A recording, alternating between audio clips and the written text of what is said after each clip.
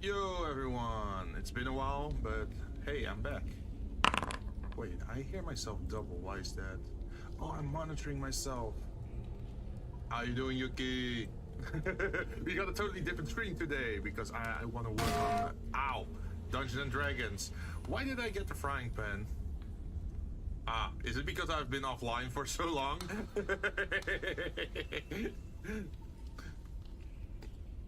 That must be it, right?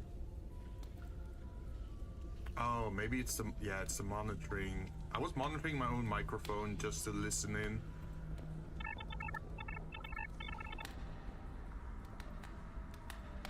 There we go.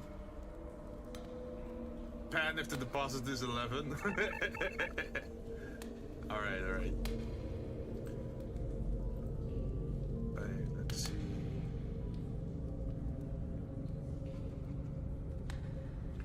Wait, what did I put to monitor off? Oh, there it is. Monitor off.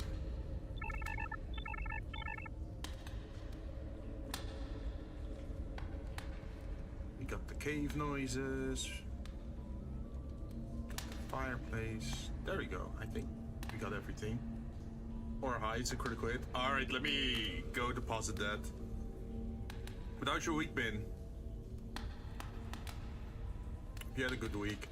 For me, it was kind of busy. I got absolutely drenched on Wednesday. I did not feel like streaming at all. And then yesterday was kind of odd.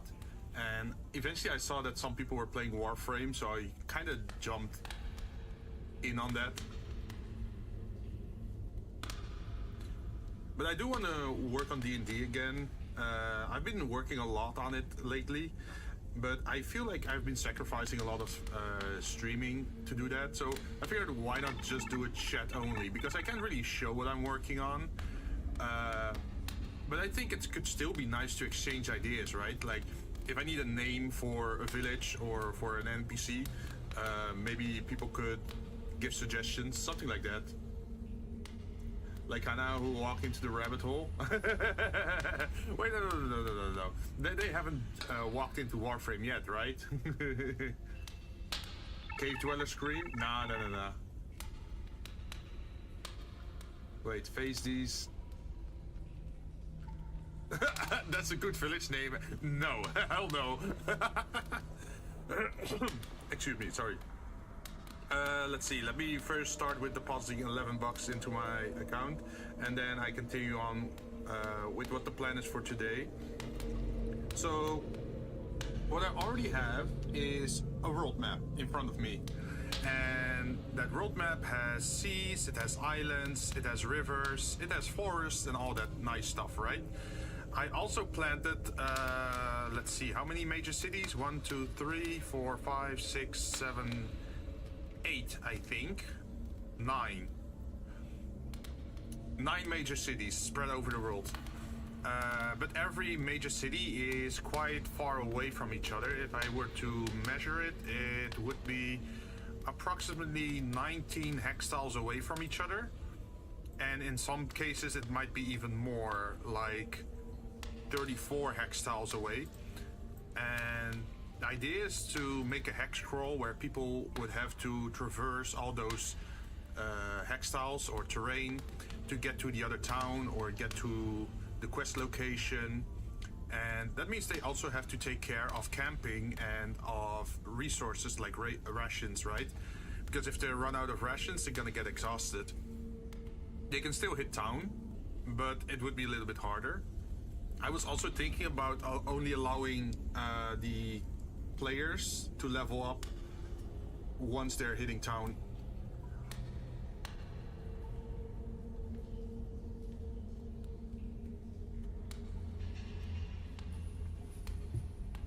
Wait, I should actually wait. I make a copy of this and then I paste it and then I change the name because I might as well already say who's in it, right, in the campaign.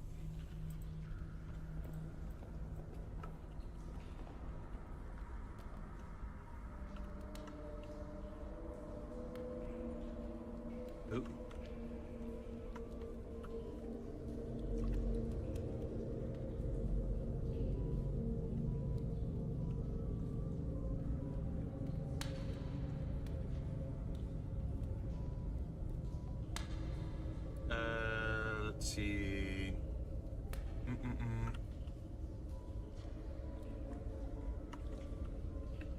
Let's see, that's 1, 2, 3, 4, and the fifth person was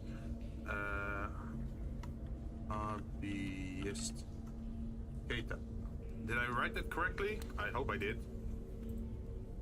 Hobbyist Keita. Yeah, I did write that correctly. So we're gonna put that there. Make it a little bit smaller. But then I should probably also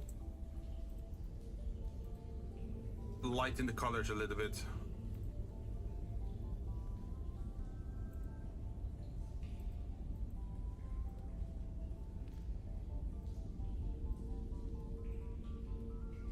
Does that look better?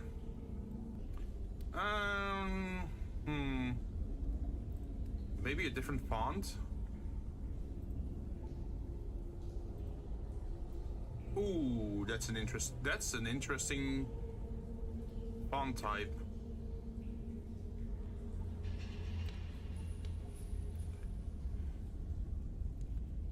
There we go. But you can make it look a little bit nicer, right? How would I do that? Oh, maybe make the outline white instead of black? Does that look better?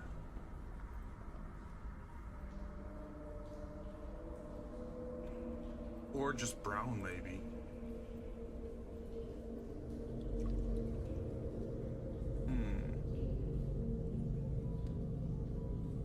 I'm not seeing a lot of difference there. Background opacity. Nope.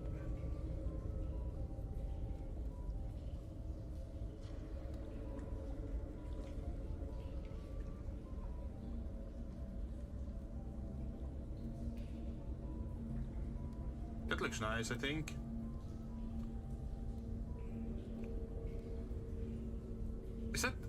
Is it readable, or should I just change back to the other font?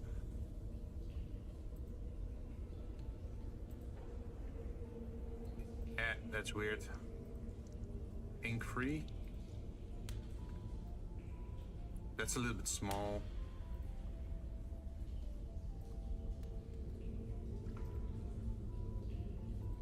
Nope. It looks nice, but that's very small. Wait, can I make it... Is there a thick...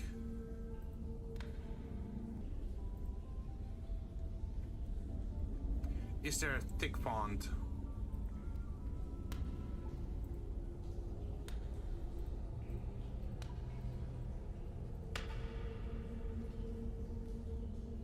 Understrike? No. Great vibes. Oh, that looks kind of nice, actually.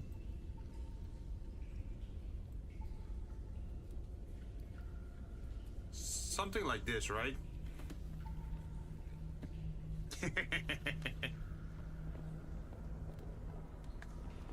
Although it is kind of hard to read with that weird T and P style.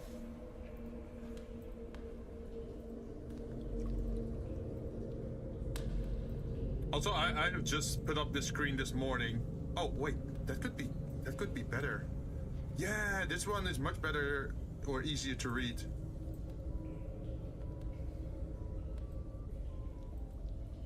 Right?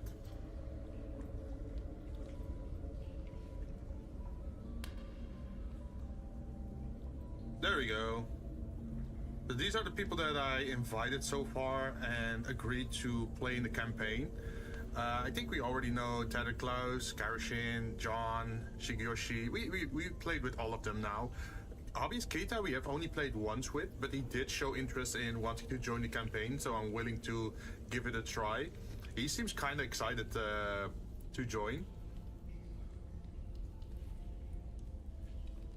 So, back to the idea that I had was to go for a hex crawl, where they have to explore a region, but I don't want to just be like a single region, right? So I was thinking like, oh, this is the starter region where you're gonna solve an issue, right? And then you go to the next region to solve that issue. So it's like multiple hex crawls in a row. And you might someday have to return back to an earlier zone because there's been some developments there. Ah, I see. This is the players. Yeah. This these are the sacrifices.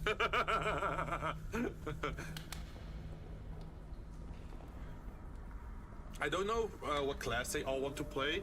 I'm planning to do a session 0 where I tell a little bit about the world, the different regions, and in what region what races live or what culture there is in what region, and then they can pick where they're from, right?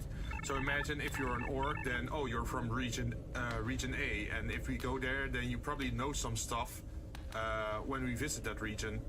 Or if you're maybe an elf, then once we go to the forest region, then you might have some input or knowledge about that area, so you have an advantage there. And that allows every character to have a little bit more spotlight depending on what region you're in. Knowing John, he would start breaking things. Careful around him, Jinn. Oh yeah, I know. I heard something about a mayonnaise dinosaur. And I was thinking, well, I don't want to make it like full on silly, right? I do want to have it a little bit serious. Otherwise, I wouldn't be putting this much effort into it, right? If I'm gonna put so much efforts that I have been working on this for like 3 months, getting groups together, getting ideas, and making the graphics for all this stuff, I don't want to have it turn into a joke, right? Sure, you can have like funny moments or like joke situations, but I don't want it to derail the entire campaign. Any cameos? Oh, what do you mean in cameos? Like, in what sense are you talking about that?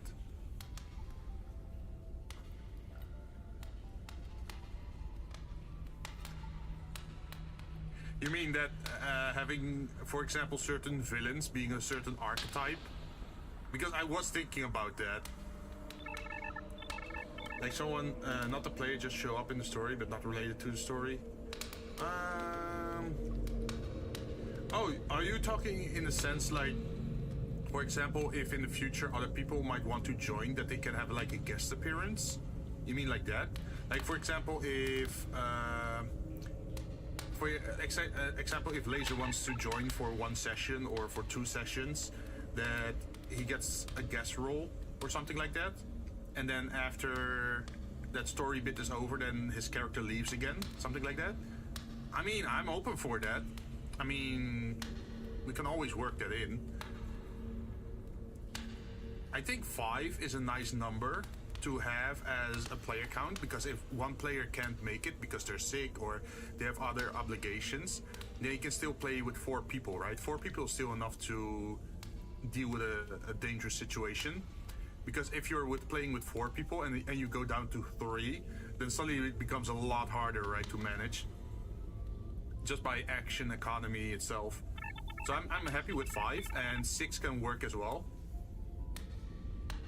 Let's say they have matters to attend. Yeah. So if something is halting them from appearing, or if they're not feeling the current situation, like, for example, there's a player, they might be more interested in dragons, but the current situation is dealing with undead or something.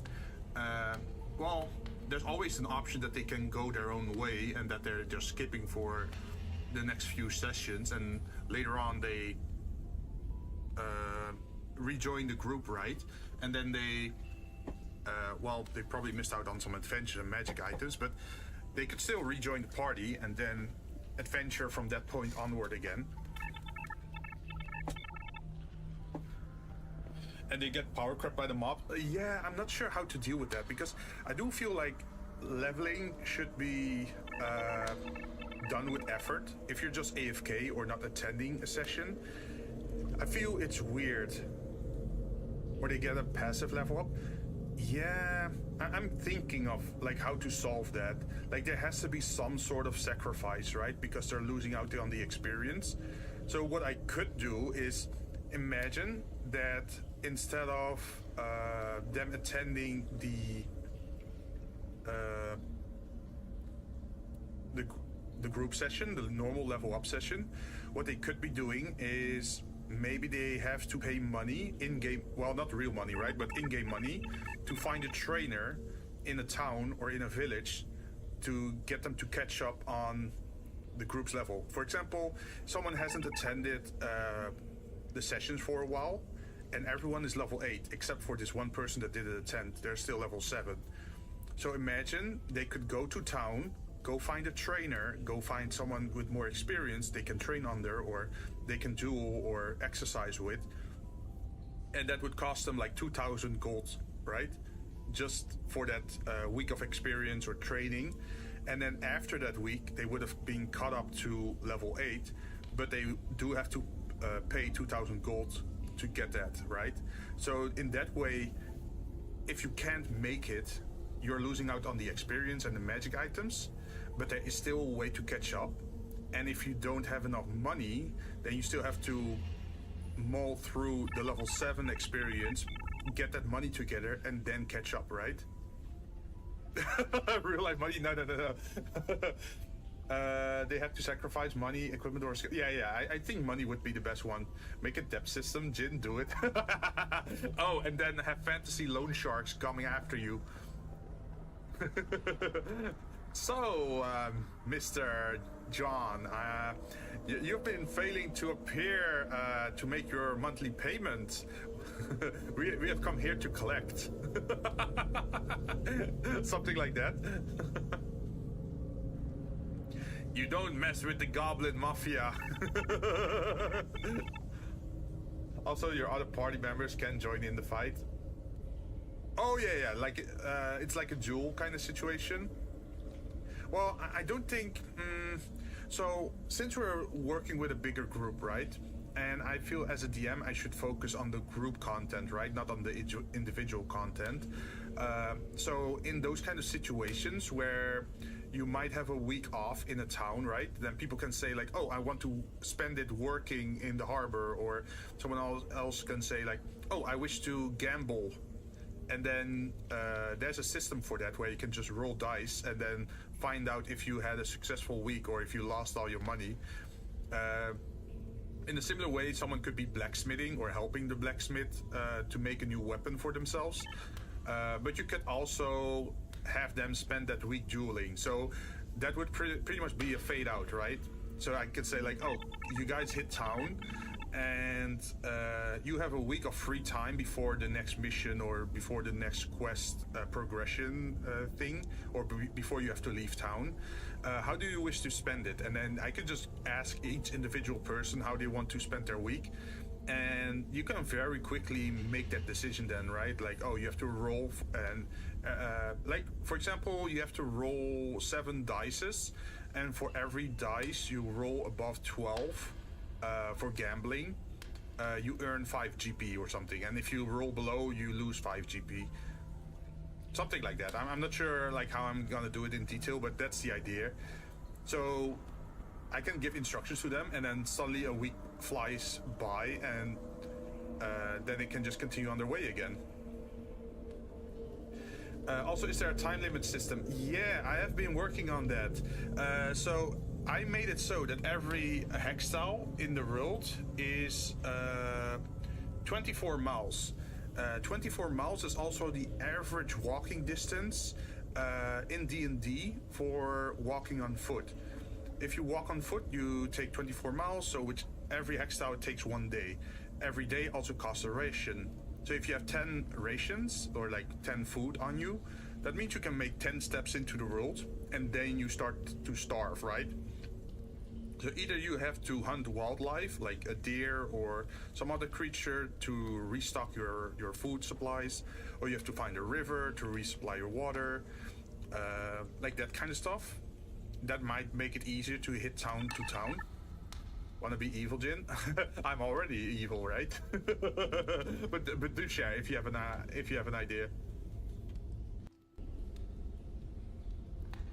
But yeah, I was thinking of doing something like that. They also have the option to walk stealthily, but if they walk stealthily, they only move 18 miles a day because they're like 6 miles slower than normal because they have to avoid like roads, or they have to be more silent, or don't leave tracks behind, right? That could lower the chance of an encounter, but it does take more days, so you're gonna go through your rations more. Every time they hunt an innocent animal, they will receive minus score. Nah. I mean, it makes sense, right? In medieval times, that sometimes you just have to hunt a deer or like a fox or bunnies or whatever just to get food on the table. I don't think I should be punishing them for that, because the game is already going to be hard enough on its own because of the ration system, right? If I would also punish them on karma, that would be bad. I don't mind a little bit of karma where I do keep in mind who does what. Like if for example, John keeps slaughtering villagers, then eventually he's gonna get a wanted poster, right? And then the city watch might be on guard. And then if he keeps killing people, then it will escalate into maybe some military figures would come after him, or mercenaries would come after him during his adventures. And if he still keeps messing up, or well, not messing up, but like killing innocent people, then eventually maybe they get the attention of some holy order or something, like some paladins come after him, or literal assassins slash rogues. You don't have the karma system? Well, I wouldn't do it for animals, right? Because hey, you still have to eat. I think the karma system should be more for if you're actually acting heinous or like doing atrocities, or if it's an accident, I don't think it should have negative karma consequences. But if you're like intentionally evil to innocent people and you're slaughtering children or farmers or whatever, or merchants just to get their items, eventually people are gonna notice, right? Or I mean, even in this fantasy world, there are clairvoyant spells, right? Clairvoyant means people can watch you from afar unless you have mechanics against that. So if people see you do that kind of stuff, or they have a spell, right, where it's like speak with the dead, and if some inquisitor would use that on a victim, and they would ask, well, they can't, it's only, speak with dead is only yes and no questions, right? Isn't clairvoyance future sight? Well, they have different forms, right? What was the one called again, where you could like watch what someone is doing even if they're like halfway across the world? What is that ability called? Let me go look it up. What is the ability to see something magically from another side of the world? Oh, scrying. They call it scrying, not clairvoyance. Scrying is a magical ability or spell to see distant places, people, or events without physically being there. It's often done through a crystal ball, a mirror, a bowl of water, a flame, or reflective surface. In the fantasy setting like D&D, scrying usually lets a wizard, cleric, or seer watch a location or a person across great distance, sometimes even across planes of existence. It's sort of akin to astral perception. Okay, cool. But I guess you could also have a version where you could see the past of a location, right? That could be a cool ability. Especially for Inquisitors, if that ever occurs.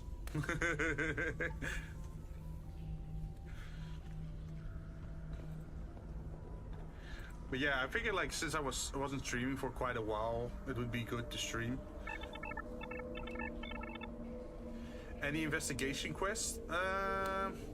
Well, how I've been interacting with people, I can bring up the chat that I had with them, because I made them fill in a poll to ask about their interest, right? So let's see, where are the pinned messages? Oh, so people are mostly interested in exploration, combat encounters, cooperative play, and story building, with roleplay, puzzle, and strategy, and survival coming in second. So people don't really have a lot of interest in puzzles, only a little bit.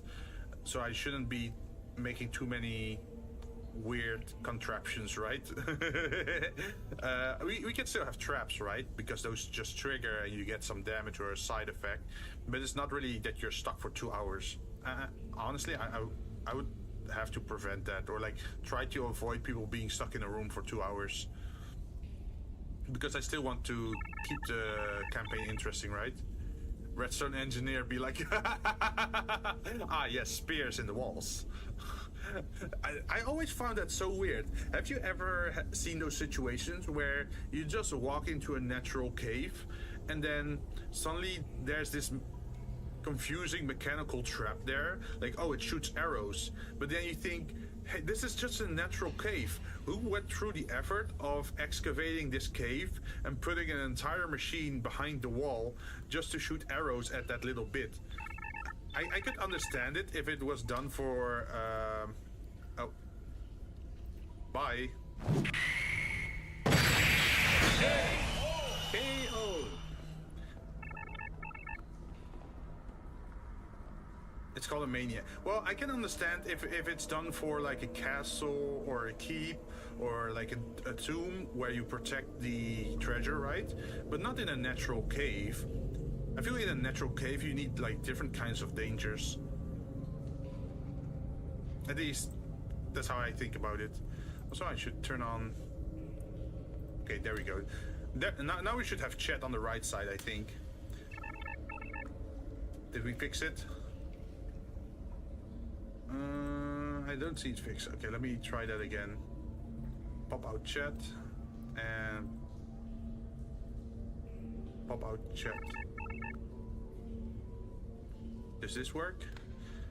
Oh, there it is. Yay, we got chat on the right side now. But yeah, that's what I've been thinking about, like how to make things interesting, right?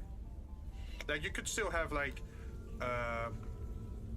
a cave in or rocks fall from the ceiling, but I mean, Corona exists. Oh, you mean like a disease? I mean, definitely diseases. If there's two types of diseases actually. You can have diseases where it's just a natural disease, right?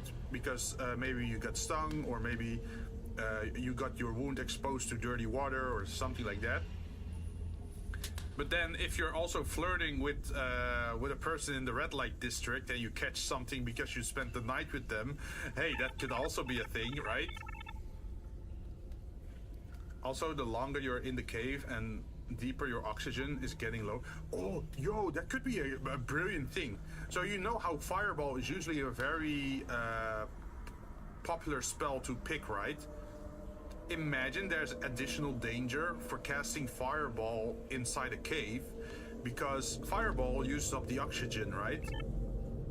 So that means there's carbon monoxide buildup. I think, was it monoxide or dioxide? Well, anyway, I think it's monoxide buildup.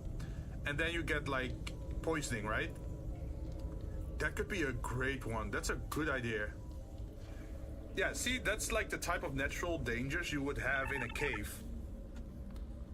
CO2? Yeah! You're welcome. Or imagine if you use a lot of water inside of a cave, too much water, that it could like destabilize the ground, or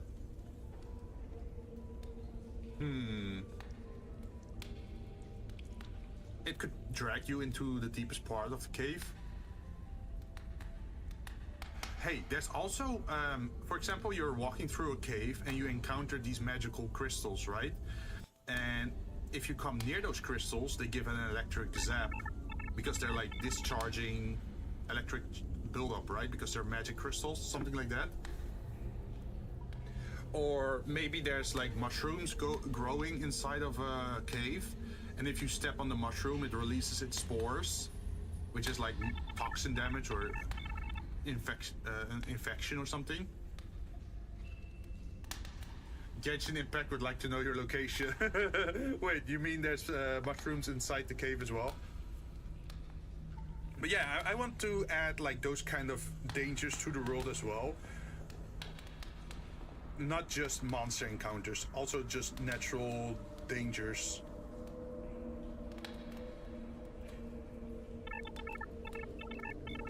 There are electro, crystal, and fire flowers, cryo flower. Oh, yeah. True. Totally forgot about it. I have not played Genshin in such a long time. Also, I just realized there's a red thing at the top, and it's behind the. Wait, I have to change the depth thing. Hey, Tatsuya, welcome. How you doing? I need to, let's see, change the order of some. I think it's the mix it up full screen effect, right? Together with the. Yeah, I think I have to move it down a little bit. So that means what do I have to move up? I have to move up this, and this.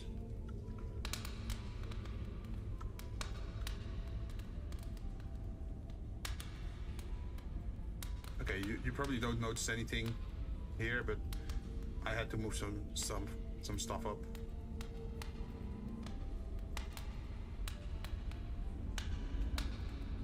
Wait, why is the effect still below?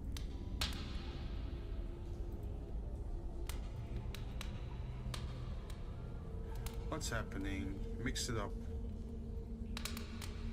Oh, there it is. Okay, this one also has to go upwards. There we go. That one has to be below the metal border though. There we go. That's better. So you can still see that there are advertisements ongoing at the moment. Man, I wish I can be an optional boss. Wait. You mean like a stream where it's like viewers versus players? That could be funny. As some kind of event kind of situation. But hey, Tasya, how you doing? Are you having a great week? I haven't been streaming much lately, but yeah, I did build this currently. We got a new overlay for D&D. Well, this is more like talking about D&D, not really playing D&D. I still have to make that screen, but I figured this might already be an interesting screen to work with. And if viewer has OP skill or tech, no. It doesn't have to be OP. They just have to be in great quantity, right? Like imagine every viewer is a goblin. And then you have like a sheer amount of goblins overwhelming the group. Allow me to pull my inner Kamen Rider and start beating the players. Nah, like I do feel like D&D is like a narrative game, right? So I should not be trying to kill them. So in like the end result that you would want to strive for is not to kill the players, but to give them a sense of danger that they can still win, right? So the point of the adventure is still for the players to win, although they might sometimes have trouble getting to that end result, or sometimes they might have to sacrifice something. But I want to prevent killing them outright, because they might be putting a lot of effort into creating an interesting character, and if I just cut that short by just, I don't know, sending a dragon after them at level 1, what's the fun in that, right? Like, even in like Lord of the Rings, you would not be interested in Frodo if he got killed in the first town by a dragon, right?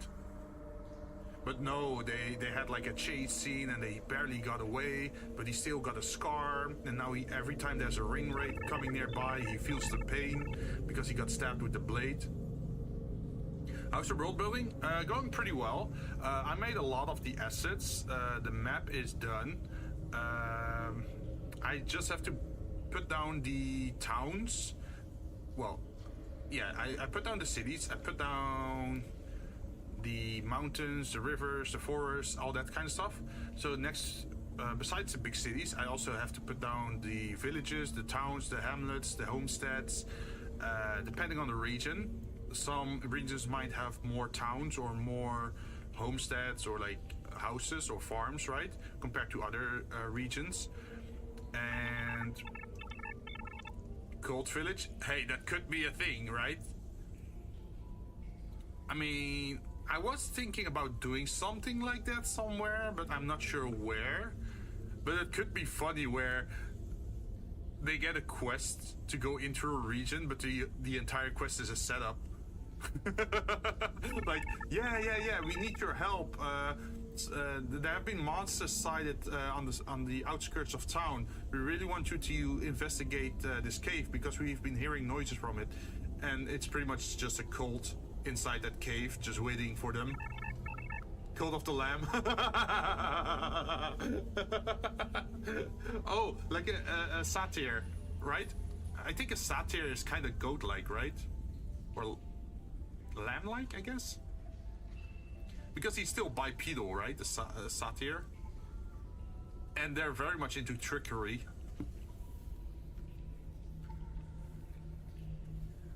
Do you wish to join my cult? But yeah, what I've been doing is I've been using Google Sheets to keep tabs on what regions to make. And let's see, at the moment, what we got is we got a region that's very much inspired by Vikings and Sea Raiders and North or Swedish, well, not really mythology, but occultism and creatures, I guess I could say. There's a region that's very desert-like. So we're going to have a lot of water episodes. It could be.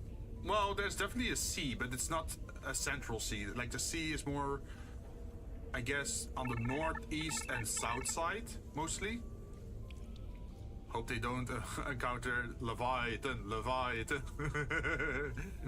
No, but another region that I made is very desert-like, with lots of sand and tombs and canyons and arid prairies. How do you call that? Like well, not really Wild West, but like the climate of the Wild West, right? Like very dry terrain. So water is going to be a big issue there. Maybe you could have something inspired by mummies or wraiths or like sandworms or like those kind of dangers. And because Middle East or like Egypt styled or like those kind of regions, it is very much inspired by trading, right? So maybe they're going there by caravan or like they're joining up with nomads going from one place to another place. Or maybe they have the bodyguard duty where they have to guide someone through the desert or something. You know what will be funny? If you make the Leviathan just passing by and looking at them. Wait, why do you want a Leviathan that bad? Also, I divided the sea into two regions. So you have shallow waters and then you have very deep waters, right?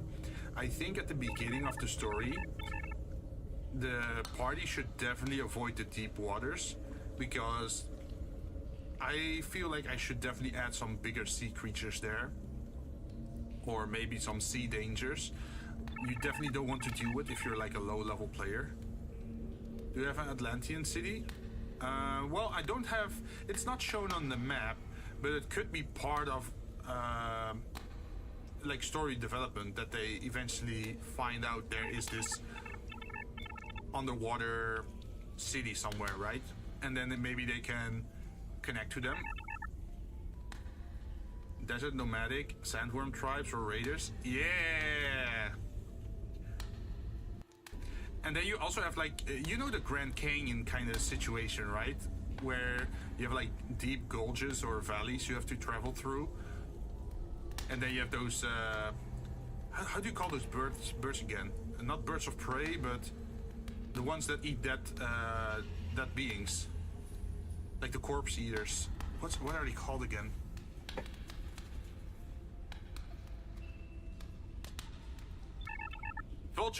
Vultures. I mean, you can easily give quest hints, right? Like if they have to do a perception check, you can say like, oh, roll for perception. And if they roll high, you can say like, oh, you can see a group of vultures flying in the distance, like circling a certain spot. Do you wish to check it out? And if they check it out, maybe they find a body or maybe someone that's very, very dehydrated and they can choose to help them or not. Or they just find a dead body and they can loot it. And maybe they find some like item of importance that might be interesting for later, or maybe it drags them into a quest line. Knowing Johnny would loot it, yeah. So for example, you could say like you go into the desert, right? And then you have the perception check where they find the body. And when they loot the body, maybe they find a weird artifact on that, like some kind of diamond or some kind of I don't know, weird, strangely shaped dagger or whatever. And they just keep it, right? Because hey, they found it, might as well keep it. And then maybe suddenly people start hunting them for that dagger or for that idol or crystal because they need it, because they want to open some kind of tomb, and that thing is the puzzle to open the door, right? Something like that. Hey, Rin, how you doing? It's been such a long time. Hope you've been doing well. We're talking D&D today. But yeah, that could drag them into that quest line where they have the item on their body already, and then they have to figure out why these raiders really want it, right? So either they have to give up the item to abandon the quest, or they have to find an NPC that might be willing to help them, or give more information about what's happening or why they're being hunted by this specific group. Ah, shoot, not Pandora's box. Oh, like Indiana Jones. I'm doing good. Hope you're doing well too. Thank you. Yeah, I'm doing well. I'm doing better now. Last week was kind of rough. I got absolutely drenched in the rain when working outside. But hey, it's weekend. It's 20 degrees now. I'm having a good time. This is the first time I'm doing like D&D sort of just chat. But I'm definitely having fun here. We're just talking about what we could do for the D&D campaign to make things interesting. And it's also a nice chance for me to finally use my D&D PNG tubing model. As you can see, this is not my normal model that I tend to use. This is very much a Dungeon Master kind of look. I think I can even, wait. I should move it, I should move it a little bit higher maybe. Let's see, where is it? I should be able to move this a little bit higher, I think. Ta-da! I even got like a little amulet on my neck that swings back and forth. Don't mind me, I'll be listening to the stories. Oh, okay, thank you for lurking and listening in then. But yeah, this is still all in production, things I'm working on, and it's not absolutely sure like when or how I'm gonna integrate certain things, but I do want to give certain leads into quest lines in the world that could easily pull the party into those quest lines if they have an interest in it. Like, they could also just sell the item, right? And then they earn a lot of money, but that also means they might never figure out what that item was used for, nor if there's like some magical item or weapon associated with it, because they just gave it away to some raiders or like secret group of tomb raiders. Let's see. We also have a very Asian inspired zone but I figured I switched it up a little bit because normally the Asian zone is very much like, oh, samurai and ninja and that sort of stuff, right? But I was thinking, what if I combine it with the Feywilds? So instead of having a regular Feywilds, we have an Asian Feywilds. So you have like more Asian mythology, like yokai or creatures walking around there. I thought it would be interesting because I saw a lot of gameplay from Black Myth Wukong, and I thought like, yo, that feels kind of Feywild as well, right? All the like animal creature, like sentient animals talking with each other and being cursed or being tricked into stuff. So I think that could be an interesting region. Although with the trickery and it being a little bit more difficult, I think that should be like a zone for later on. I got a zone that's pretty much a jungle. It would attract hunters, if you get what I mean. It's like, if I were to compare it, I would definitely compare it to the Monster Hunter zone. Like, there's like giant animals maybe, or like giant insects, or maybe some reptilian creatures walking around there. You might want to hunt them for materials or for crafting unique weapons or armor or that sort of stuff. Definitely the Monster Hunter arc. We got a very coastal zone which has multiple smaller islands. I would like to imagine that as like a pirate fantasy kind of area. So I'm guessing that it could be interesting to have people on a ship there where they maybe have to find the One Piece. No, just kidding. It's well, definitely a treasure, I guess. And then they also have to deal with the Navy and probably the pirates. Maybe work with one side to defeat the others, or maybe they stay neutral, or maybe they take them both on. We could always have different Asian country inspirations. One Chinese, Japanese, Korean, Southeast Asia. Spira from Final Fantasy X, for example, was inspired by Southeast Asian cultures and locals. Oh yeah, especially the island bits, right? Where you go from Besaid Island to... what was the other island called again? There was another island. I think the one with Ifrit on it. Because the first was Valafor, right? The first spirit was Valafor, and then you got Ifrit. I'm not sure about...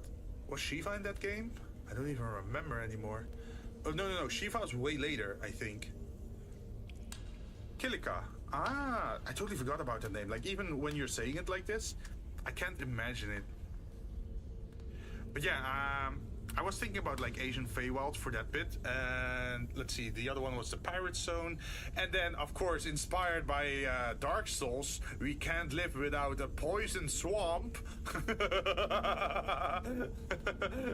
Of course we gotta have some trench through the dangerous swamp to get somewhere, right? Maybe some hexes, some curses, some diseases, some witches, maybe crocodiles. Maybe take some, yeah, why not? Take some inspiration from Florida. Just some rednecks living in the swamp there. Of course, like super, well, I wouldn't say super racist, but, well, they don't take kindly to outsiders.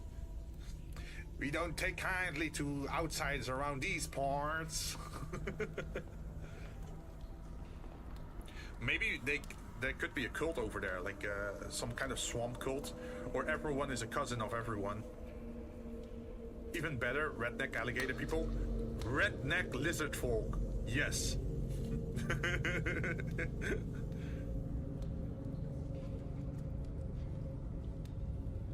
Nah, we can allow that. Darn it, not again. Travelers, please, I need your help from those darn alligators are overpopulating. Please help us kill 500 alligators. Imagine that. Yo, you know what would be even more interesting? Like, this season has been especially like hot and very rainy. and that caused an increase in the egg laying of giant mosquitoes. So that entire zone is just filled with giant mosquitoes.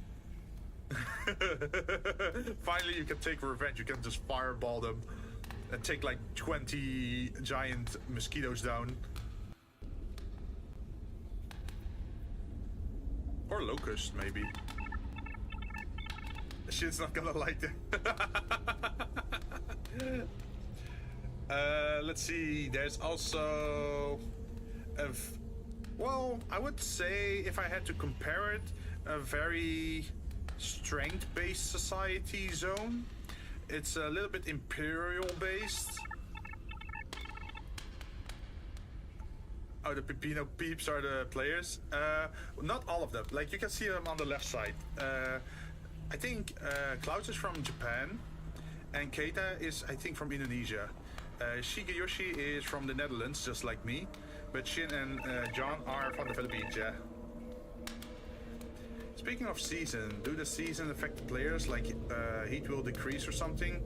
I think that might be a little bit too much. I think we could... Well, I'm already tracking time, right? So if they're taking 10 days to get somewhere, that means I keep track of 10 days, and then I keep adding it. Eventually you're gonna notice that, oh, this adventure took like half a year or an entire year in game time, right? Economic season. Oh my god, we gotta make a stock market? I hope not. Imagine I make like a stock market generator. Yes, the cheese wheels have increased by 20% today. Oh, you can sell goblin ears today for what is it? 5% increase. But hey, maybe they can invest money in a trading company or something. No, what I mean is during winter, food is very hard to obtain, meaning that would be very expensive. Well, I think that I want to avoid that because that's gonna be too much tracking, right? But there would definitely be zones where it is harder to get food and drink, right? So, for example, in the Nordic area, sure, we could say like there's like a rough winter, right? Or in the desert, we could say like, oh, it's a very dry area, so it's harder to get water. Invest in the Yuki trading company. Yeah, maybe they can invest in a company, and if they come back to it a year later, maybe the owner of the company can say like, oh yeah, I made a lot of profits thanks to you, here's your share of the profit. Or you can always stay over for free at these companies. Like, imagine if they have a trading company and they are in one city, but then they expand to the next city and the next city, right?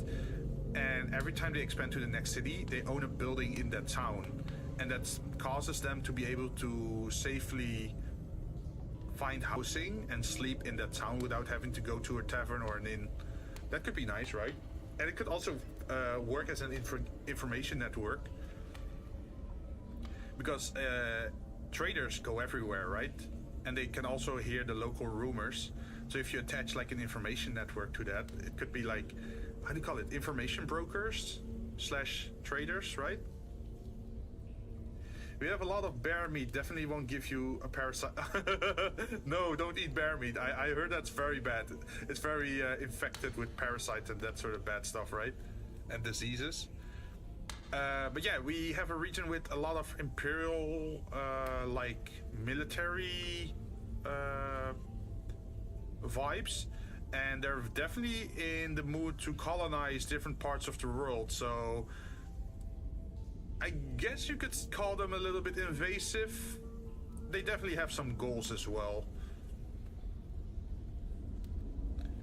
I'm just leaving it in the open if they're outright evil or not. I have not thought about that, but they definitely have certain goals, and they're spreading out over the world to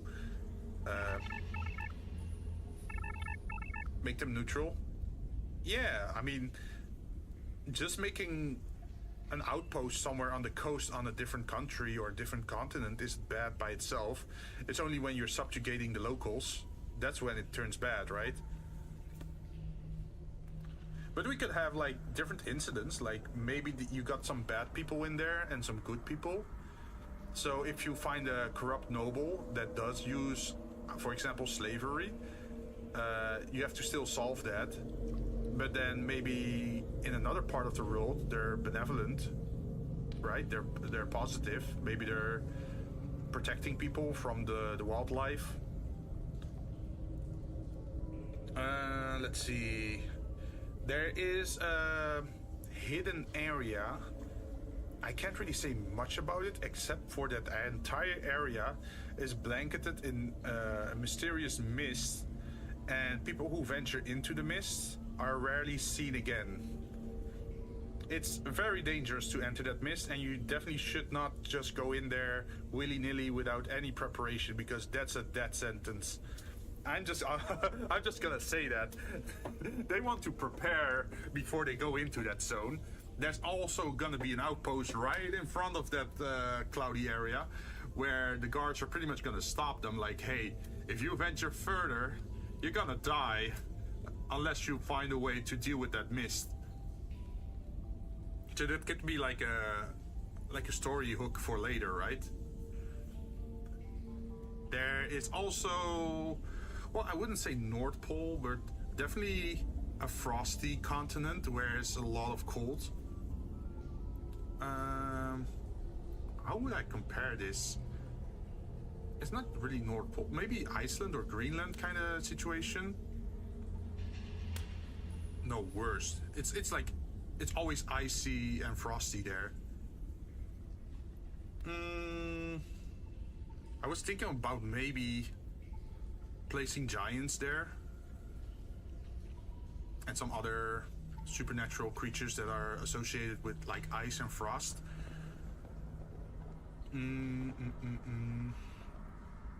There's a region of the world that's absolutely demolished. It used to be a kingdom, or it used to be this island or zone, but it got absolutely demolished. So you can literally see it on the world map that it's torn asunder pretty much. Also, definitely not a beginner zone. Probably something they want to avoid until later, so they have to travel around it instead of through it. There is also a very hot and hellish landscape zone. I think I want to place maybe like Dragonborn or Devils or Thieflings, like those kind of creatures, like Draconic and Infernal type, in that zone, and have an adventure associated with those kind of problems. There is definitely a difference between Devils and Demons in D&D, right? Because one is chaotic and the other one is lawful. Hey, Smoker, how you doing? It's been a while. Yeah, we're just talking about D&D and the zones that I'm making for our party, which you can see on the left side of the screen. I can't really show you anything visually because most of the stuff that I'm working on is still on the world map. And since it's on the world map, I can't spoil it because it's going to be a hex scroll. And that means they have to explore the map. If I already show it on stream, then maybe one of the players could already see it. And that would be pretty bad, right? But I hope you had a good week. For me, it was a little bit mixed. Wednesday was horrible. I got drenched, but now I'm fine. It's 20 degrees now, and I'm sitting inside having a free day. So of course I go into the dungeon. What do you think of the new overlay here? I kind of made it this morning just so that I was able to stream while working on this kind of stuff. You got some secrets planned? A lot of secrets. But I do want to take on this D&D campaign in such a way where people could hop in or hop out, or could have like guest appearances if they only want to play for a certain part of the story, or if they think they want to leave after a certain campaign or make a new character. Like, that should be possible. Let's see. I'm also doing hex scrolls so that people can look back in the end, like which path they have crossed, right? You can say like, oh, we went through the south border and then we went west and then to the north. Because if you don't do that, you can have you tend to forget old NPCs or old towns and never come back there again, right? And I feel it would be nice if the world is alive. So, for example, you solve the situation in a certain zone or continent or kingdom, and then if you come back there a year later, maybe some other incident happened, or maybe something you thought was a solution went bad. Like imagine you put a new king in power, but that king in the end got corrupted or was corrupt from the start, and when you come back a year later, you start to realize like, oh shit, we messed up. So that's the benefit of like the whole hex scroll thing and keeping track of time. Like even moving back and forth between 10 tiles would already be 20 days. 20 days already comes closer to like a month time of playtime in game, right? Let's see, what is the other? We got a Great Plains kind of area. I was thinking of having 2 kingdoms inside that zone instead of 1. Maybe they have some disputes, some territorial problems. Maybe they have different philosophies or different trading things, or they want to claim ownership of each other's terrain, maybe, like that kind of stuff. So that, I guess that would be more political, right?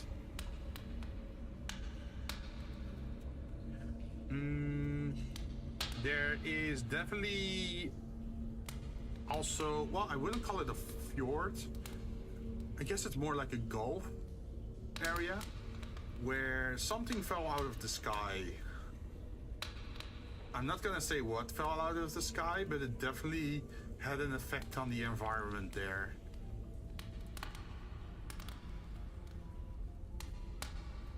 And it's up to the players to figure out what the hell is going on there and how they can maybe solve that whole situation there, whatever the solution might be.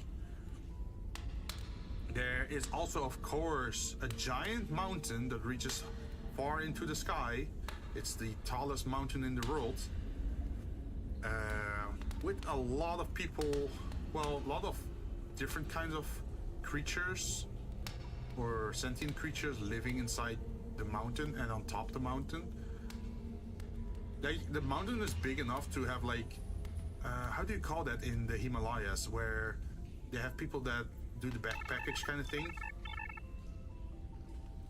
Corrupt new king making marketable wooden figures of the players without royalties. The horror.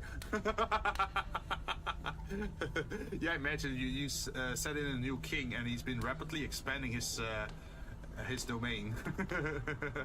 Yes, I want to share the wealth of my kingdom with new additions to our realm. Please join us so we might equally share in the riches. But you do have to abandon your previous fate and join our new fate. Using their image as heroes for his own gain. Oh, imagine. And of course, we can't live without an ancient forest, right? Like a very big sprawling forest that's very hard to navigate. I can imagine like elves living there and centaurs and like more ancient races, right? Maybe some halflings as well, because I think the halflings like nature as well, right? But yeah, lots of stuff there. And that's what I had in mind so far for the regions. I have not put down the individual towns yet, but I probably should head into that.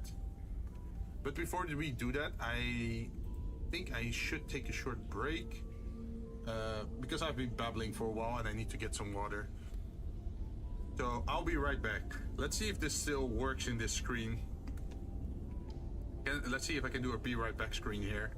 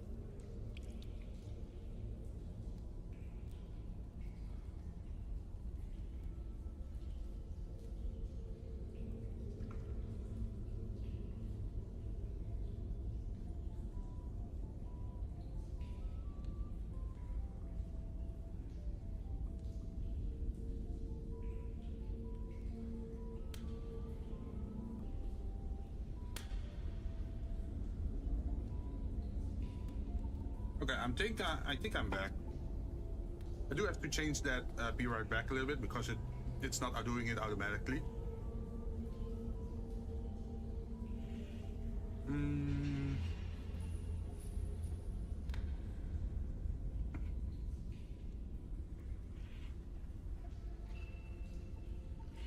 Okay, I already see some place I could put down some towns. Also, the first time I tried to make this map, I tried to do it on Roll20 itself by placing all the trees. And eventually I had like, what is it, 500 tokens of forest images on the board, and that started to lag the entire page. So I had to remake it in Photoshop. Wait, maybe I can show some of the images that I got for that.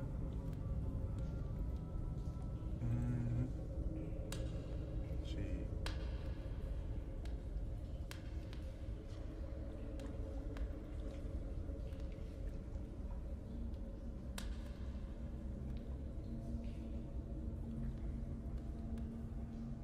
Let's see, visibility.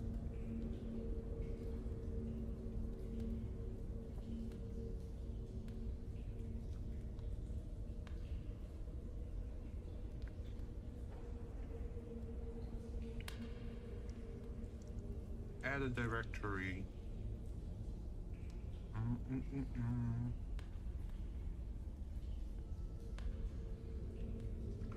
Wait, where's my D&D at? Oh, there it is.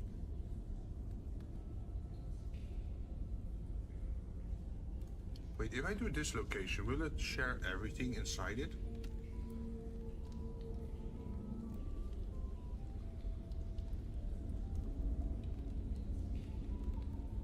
If I do this... Ah, there we go.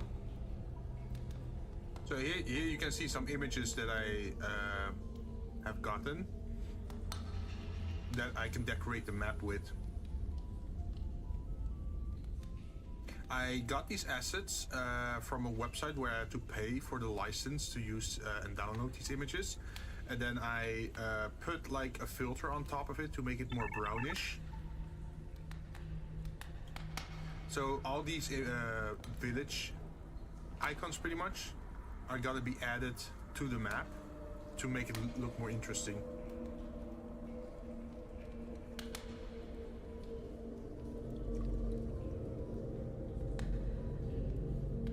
I think they're looking pretty neat. And I definitely had to scale them down in image size. But yeah, this is a nice place to put them. But yeah, as you can see, lots of different building types to diversify the map a little bit, so it's not always the same image, right? And these were like 100 KB a piece, so I got a lot of images in there purely by adding these small images. Like, they don't have to be like super big, right? Most of these are like, what, 200 pixels by 200 pixels? But that's already enough, right? Let's see, can I... If I do this, and then add the next directory, I can show you more stuff, right? I think. There's also temples and churches. There's movement points and shrines, there's dungeons, there's fortifications, other buildings. We even got ships. Also a giant turtle.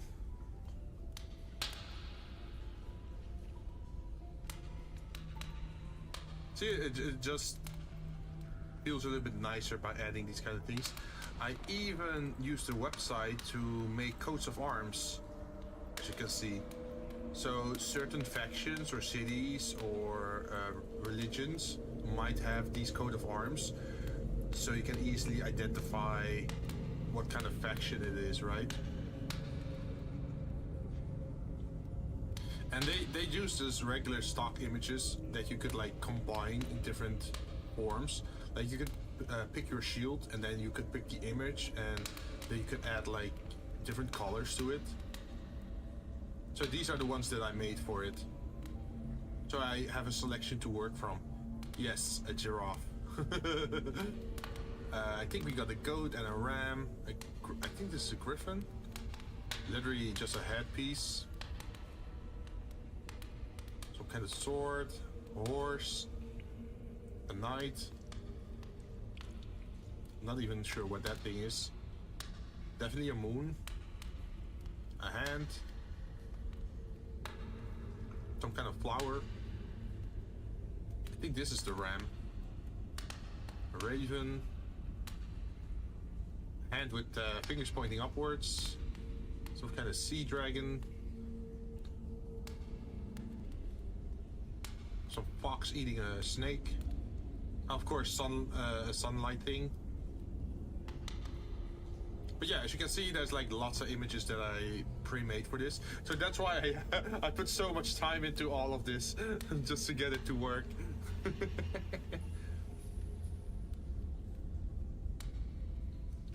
Let's see, I can change to show even more. But this won't spoil anything about the map because you don't know the things behind the images, right?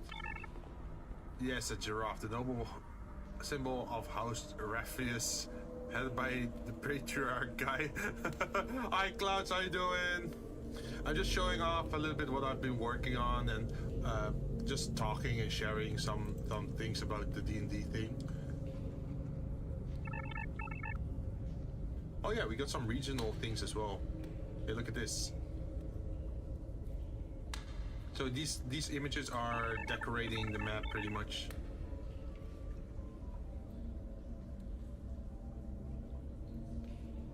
I'm good, thanks for working so hard all the time. Thank you, man. Also, is this the first time that you're seeing this model of mine? Because I got it made like 4 months ago already in preparation for D&D. So I actually looked the part of a dungeon master. Well, I lead you into danger and heroics.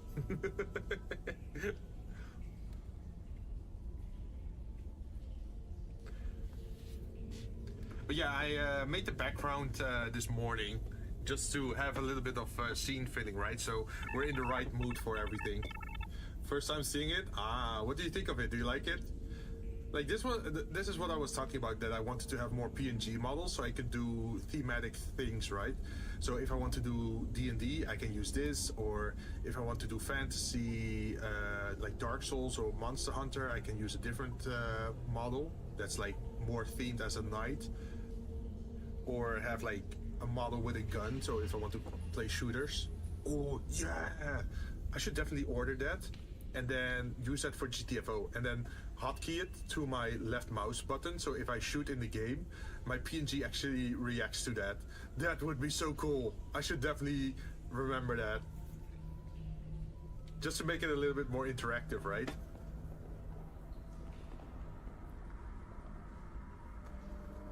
But yeah, that's I've been talking about like different zones and districts, but I've not been giving away a lot of details, just the general idea behind the zone, that there's like a jungle and there's like an ancient forest and there's like a mountainous area.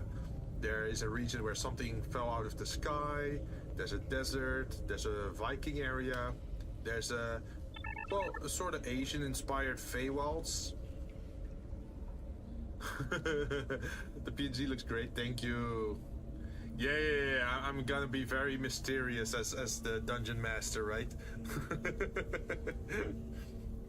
I really like the I should do a shout out to the the creator of this PNG model. They have been making a lot of stuff for me over the years. Let's see if I can.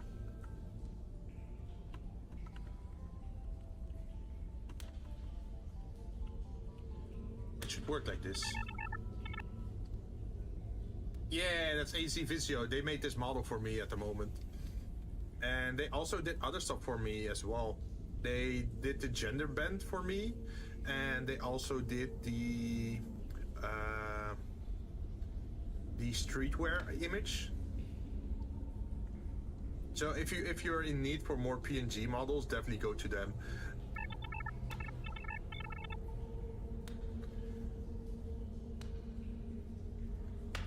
Also, what do you think of the sound? Because I figured I didn't want to have like loud music blaring constantly, so I have like the noise of fire and cave noises with a little tune in the background.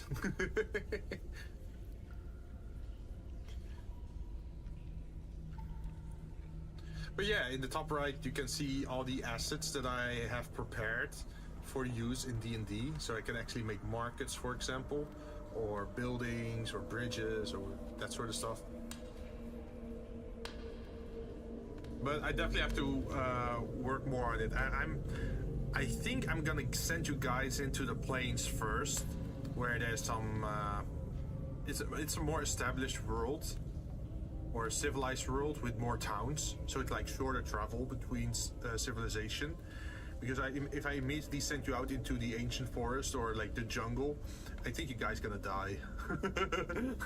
So I definitely should take it easy in the beginning, just so you guys get your grip, and also get to know what you're dealing with, or what the rules of the games are, right? Will be interesting, yeah. I even made a... I haven't mentioned this, but I made a sheet over here where I want to allocate which kind of plants and which kinds of magical metals might be found where in the world. So, for example, I imagined a plant called Blood Blossom. I have no idea what Blood Blossom does, but I made the word up, and it's gonna grow somewhere, and it's gonna do something. Maybe you can use it on your weapon, maybe you can eat it, maybe you can use it in a potion, or maybe it's poison, who knows? You're gonna have to figure it out. There's also something called Frostleaf, Cinderbloom, Knight's Embrace, Witchwood Bark, Sun Petal, Starfruit, Thornroot, Moonfruit, Windfern, Spirit Moss, and Thunderbloom. Like, those are like names for plants that I imagine. I have no idea for the effects yet, but eventually I'm gonna get to that. And I don't want to spoil what it does yet, but knowing that those names exist inside the world can't harm, pretty much.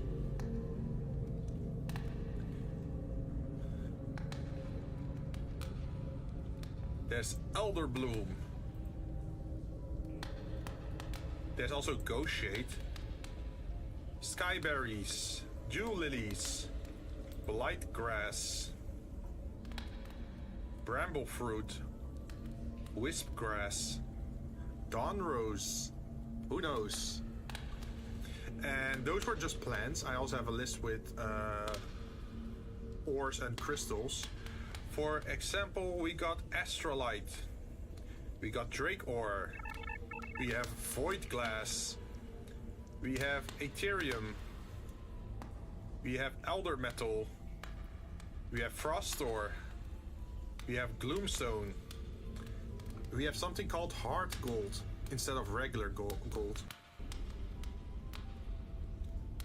There's Grimstone. Well, this is a weird one because officially it isn't really a crystal or an ore, but it's called Wormfang. But I think it's more found on the ground, and it's like fossilized dragon tooth, right? Or like fossilized worm teeth or fang. Lunarite, Ebonite, and Celestium. I have no idea what those materials are or what they're going to be used for, in which kind of weapons or which kinds of armor, but I'm gonna, at least I got the names, and I can already give them a spot in the map. So if you find them and you collect some and you bring it to a blacksmith, maybe the blacksmith can tell you how you can use those materials and if they're worth anything. Or maybe it's cursed, who knows? Also, specialty products. I think that would be funny. For example, I got the wildflower honey. So there might be a town inside the world where their specialty product is wildflower honey.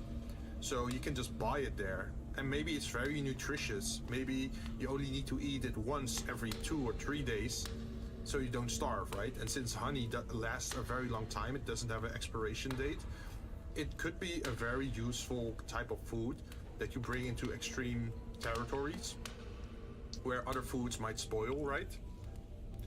Let's see, we got sun-dried tomatoes, mule spiced wine, we have elk sausages, herbal teas, aged berry liquor, truffle oil, cloudberry jam, brown glass lanterns, artisan pottery, ornate wood carvings, runestone inscriptions. So those could be the specialties of the towns that you're encountering. So once you hit that town, you can get that specific object over there. It is going to cost you, right? Because hey, you're going to have to buy it or custom order it. But maybe it's going to help you in the future during your adventures.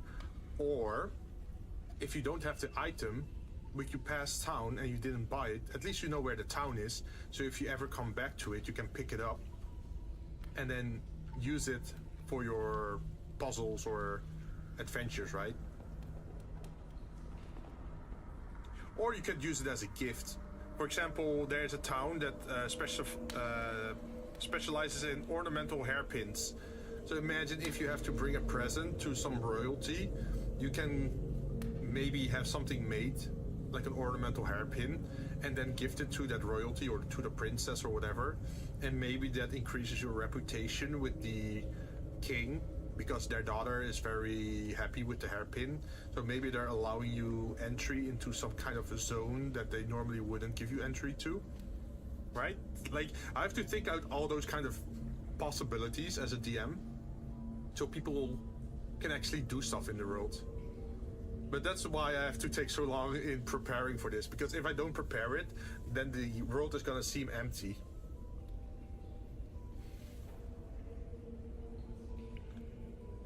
Oh, there's also a town that specializes in dyed wool scarves. Well, definitely a scarf you're gonna need when you're heading into a cold zone, probably. Maybe it has some enchantments on it. Like, maybe it gives off heat or something. I have no idea how to add the magic items yet to the world.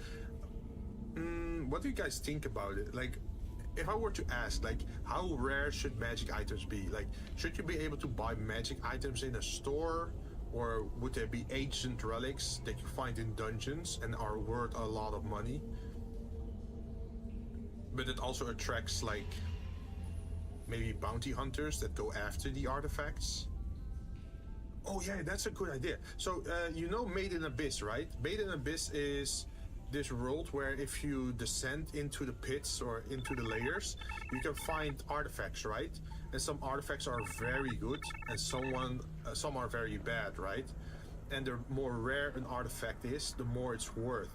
And you can buy cheap artifacts in the shop, but those have lesser effects, or they have like a limited amount of uses, right? Before they break down. And the further you go down into the depths, the more valuable the magical items are.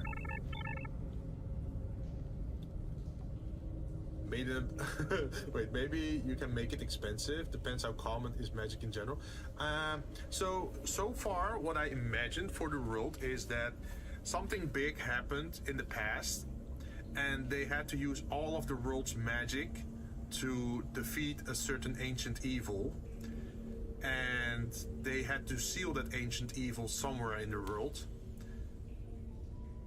And that means that the world took a long time to refresh its mana supply or its magic supply. So for maybe 800 years or so, there was no magic in the world. Like, everything got drained of its magic. So even magic items, they didn't work anymore for like 800 years. But now that magic is slowly coming back in like the last 200 years, things are regaining its magical properties. So maybe some kind of hairpin that was passed along from 1,000 years ago, where it was a magic item. People thought it was a normal hairpin, right? But now that it got its magic effect back, maybe it's a valuable artifact again, because people thought it was just a worthless kind of hairpin, right? But because the last 200 years, like the magic effects start to happen again, maybe people are finding out that the old things they possess could have magical effects. It is also the reason why people don't exactly know what's possible with magic in that world, right? So there's an element of mystery surrounding it. Sounds like prime time for witch hunting? Sorta, yes. I mean, I can guess there would be maybe a religion that started in those 800 years that's maybe anti-magic or doesn't believe in magic because they think it's stuff of myth or like how do you call it, like what's the word again? Not patron, nay.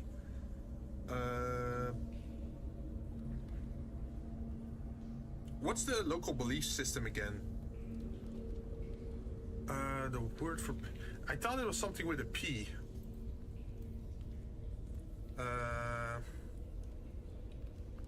Local religious belief starting with a P.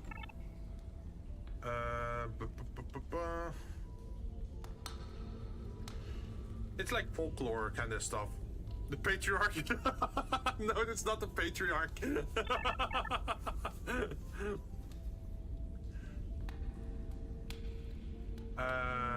Pagan. That's the word. Pagan beliefs. So, you know how with beliefs you have like occultism, you have paganism, and then you have cultism, and then you have religion, right? Depending on the size of the following or how extreme their beliefs are. I wouldn't say like witch hunting everywhere, but hey, maybe there is a region where there is a very strong religious vibe with maybe a lot of clerics or maybe a lot of paladins.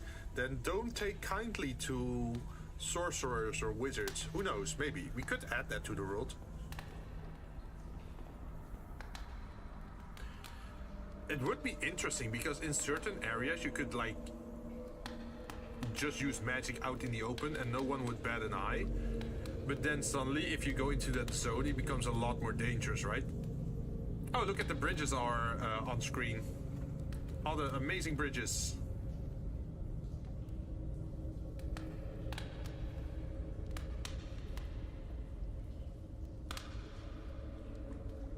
But yeah, that could be interesting, that suddenly they have to be careful with it. Or maybe they can't use their magic items in certain regions, or because they have the risk of being found out, right?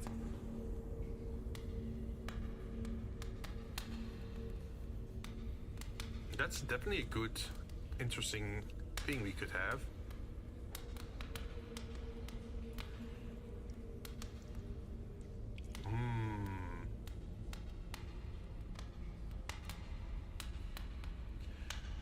I think I wonder, would a cleric still be prosecuted as a witch if he uses holy magic or something?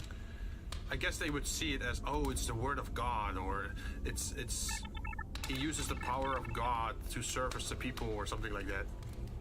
Maybe a region where a group of newly appeared mages got drunk on power and now people there have a cultural hatred for magic. Could be. Like you always have those kind of stories where perhaps mages were very strong in the past there, but they maybe were very, how do you call it, like elitist about it, and maybe they overthrew the magic society through massive, maybe by sheer numbers or maybe with technology. So now they're very pro-technology and anti-magic, could be. Yo, we could have an inquisition then. witch hunters. In the same way you could have like demon hunter, devil hunters, right? Interesting, interesting. Man, this is a good idea. I'm already getting ideas.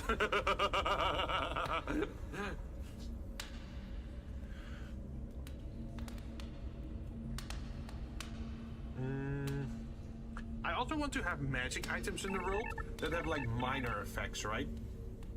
So I know that a lot of people, when they play D&D, they give out these items that just add strength to everything, right? So you get +1 to attack, +2 to attack, +3, or more defense, or that sort of stuff. But I think it could be funnier if it's... for example, you have a cloak, and if you wear the cloak, it could camouflage you. So if you stick to a wall with the cloak on, it takes over the brick texture, or it takes over the foresty bushes, right? Or the tree bark, or like something like that. Demon hunters, will they keep screaming vengeance? No, it's not the World of Warcraft type of demon hunters. But let's see, another type effect that could be interesting. Like maybe boots that if you activate them, that they're silent, right? You don't make any noise with them. So it improves your stealth. Or, for example, yeah, this is like the Lord of the Rings thing. Like the sword that glows, or can glow in the dark. So you don't have to wield a lantern. Or maybe you have like night vision goggles, or like goggles with super zoom, so you can see something that's happening like 300 feet away from you.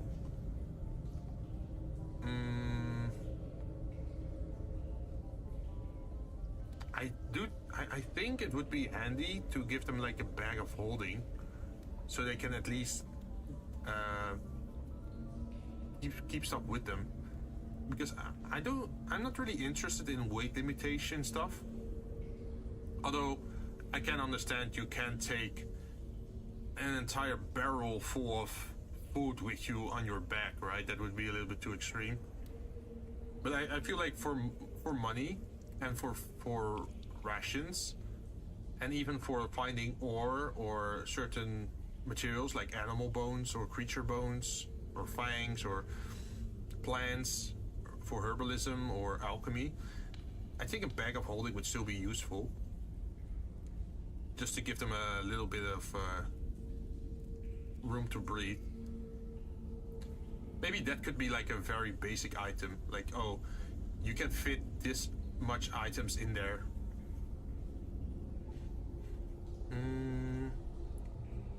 So it would make sense narratively that they could carry like 500 kilo or 1,000 kilo of items with them, but not indefinite, right? There's still like a volume limitation.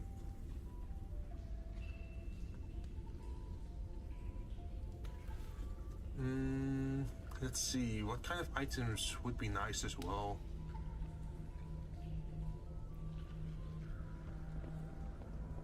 Maybe... I'm not sure about spell customization. Probably not. Unique spells could be a thing. Like imagine you help a wizard in some kind of wizard tower, and you help them retrieve something, and he says like, well, if you bring this back, I can maybe develop a new spell with it, and if I'm successful in creating that spell, I can teach you it, so you can also cast it, and then you have a one-of-a-kind spell that you couldn't get anywhere else.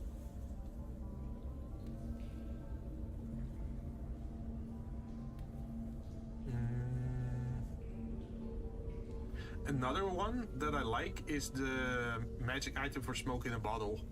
So smoke in a bottle is a magic item that you just remove the cork from the bottle, and the mist or clouds or fog or whatever you call it just seeps out and starts to envelop an area, so it blocks vision. It's like It's like a magic version of a gas grenade or like a smoke grenade. So if you want to disperse or get in somewhere without being noticed, or at least slow down enemies, right? Wait, what about a flashbang variant? Ooh. Oh, yo, another idea. Maybe you should be a character in the story as a bartender. I can offer you drinks for temporary buff here and there, right? +1 constitution, +1 health. Something like that. Well, we could have a... It could be funny to have a drink kind of mechanic. Yeah, you stumble upon a mysterious bar in the middle of nowhere, and once you leave and you look back in the direction, the building just disappeared and you never see it again. You always appear in the middle of battle. Wait, in the middle of battle? Wait, how are you gonna drink in the middle of battle? Well, I do feel like I should not introduce a DMPC. So, in D&D, there is something called a DMPC, and that means that the DM is controlling that player character, right? But a lot of DMs do it wrong in that they make the DMPC very strong, and a lot of players, they don't like that because then they feel weak compared to the DMPC. The white fog comes in. Yeah. So imagine being a side character in your own story. That would not be fun, right? It's like a flashback before power up in the final. Ah, yes. Remember that drink that you drank in the second session 2 years back? Well, the effects are still lingering, and now you're getting a power boost. That would be funny, but that would, how do you call it, like MacGyver or something? I don't know. I do think it would be funny for the party to collect artifacts from, like what I said, like the 800-year time span without magic. Maybe there were some relic or artifacts of great power that also lost their power and got sealed away in like dungeons far away across the world. And maybe the goal of the party is to collect those artifacts, maybe like a holy sword or a spear that cannot miss, or a bow that can pierce multiple bodies with one shot or something. Like those special effects, right? Imagine you can find those weapons inside the world as well. That could be cool. And that you actually need them to fight off some ancient evil.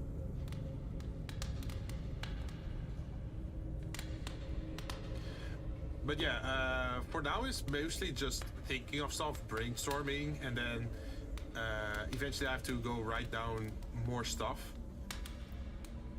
so I can start integrating that. And once I'm done with that, I should have a session 0 with you guys. For those who don't know, session 0 is pretty much where you're sitting together between players and the DM, and I should share what I have crafted for the world, which is public knowledge, right, for every player. And based on those info bits, they can decide what character they want to play, right? If I were to say like, oh yeah, this is an adventuring kind of world, like the Hexcrawl thing, then someone might decide that they want to play a ranger, right? And I think Karoshin wants to play a ranger, and the ranger has certain benefits in certain terrains, right? So, for example, you could be a ranger that has the benefit in the forest. That means in every foresty region, you have an advantage. But if I say there are no forests in the world, then obviously you would not play the ranger with advantages in the forest because, well, there are no forests. You would probably pick mountains then, or like underground. So I should share those kind of information bits so you can create a character that's fitting to the world. And then you can also say like, oh yeah, I'm from that part of the world. Like, I grew up there, but then I went on an adventure, or maybe I had to move or something bad happened. So now I'm here with the party trying to find my way back to my hometown, or maybe I'm trying to find allies to fight off this evil overlord that took over my hometown, or like those kind of things, right? And you can also start adding bits on why are you in a party together? Like, did you promise each other to help, or maybe it's just pure coincidence? Like, there has to be some tie why you're helping, right? Like, even in for example, Harry Potter, right? Certain characters were already connected to Harry Potter from the beginning because they knew the parents, right? Or maybe they already knew his name, or maybe they shared a class, or maybe they were sleeping on the same it's not bedroom, how do you call it, like sleeping hall? Or in a similar way that in Lord of the Rings, that like Samwise joined Frodo, not just willy-nilly. It was because they already knew each other, and Samwise was helping Frodo, or was friends with him already, right? So when he had to go, he joined him on the adventure. And then the other two halflings or hobbits, they also joined on the adventure, but they also had other reasons to join. But they were already connected since the start, right?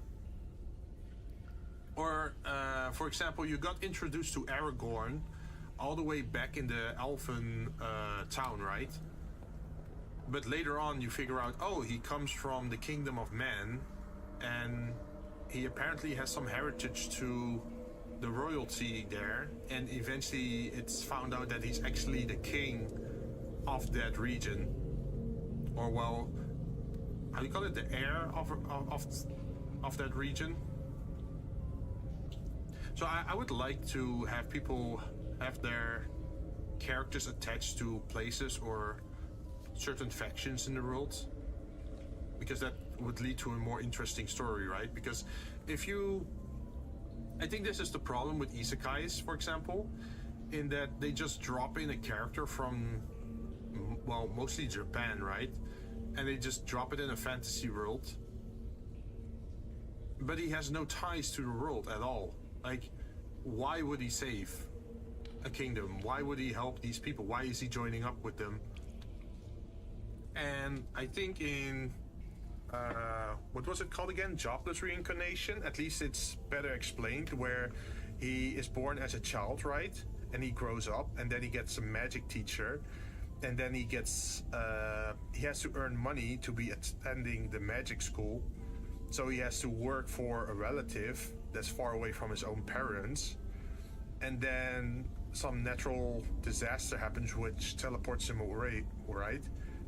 And then you have some natural progression through the world, and the person already has ties to the world. Like, he has a goal to go back to his hometown to check up on his childhood friend, on his family, on people he left behind, right? And hopefully find the people that they lost. And he also made a promise to what's her name, Eris, I think, to bring her back.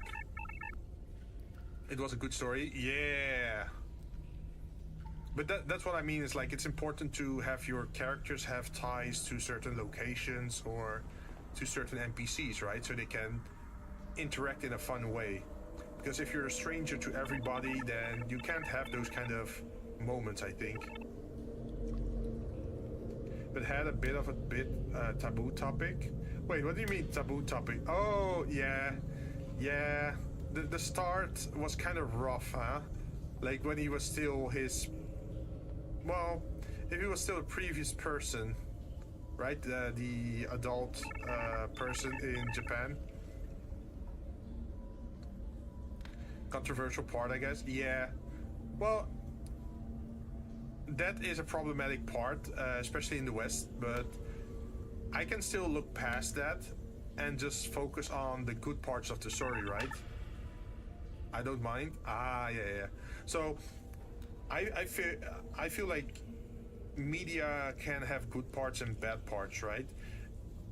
Like you might dislike or hate certain parts of a story, but other parts might be well executed, and you can still learn from them on what to do or what not to do.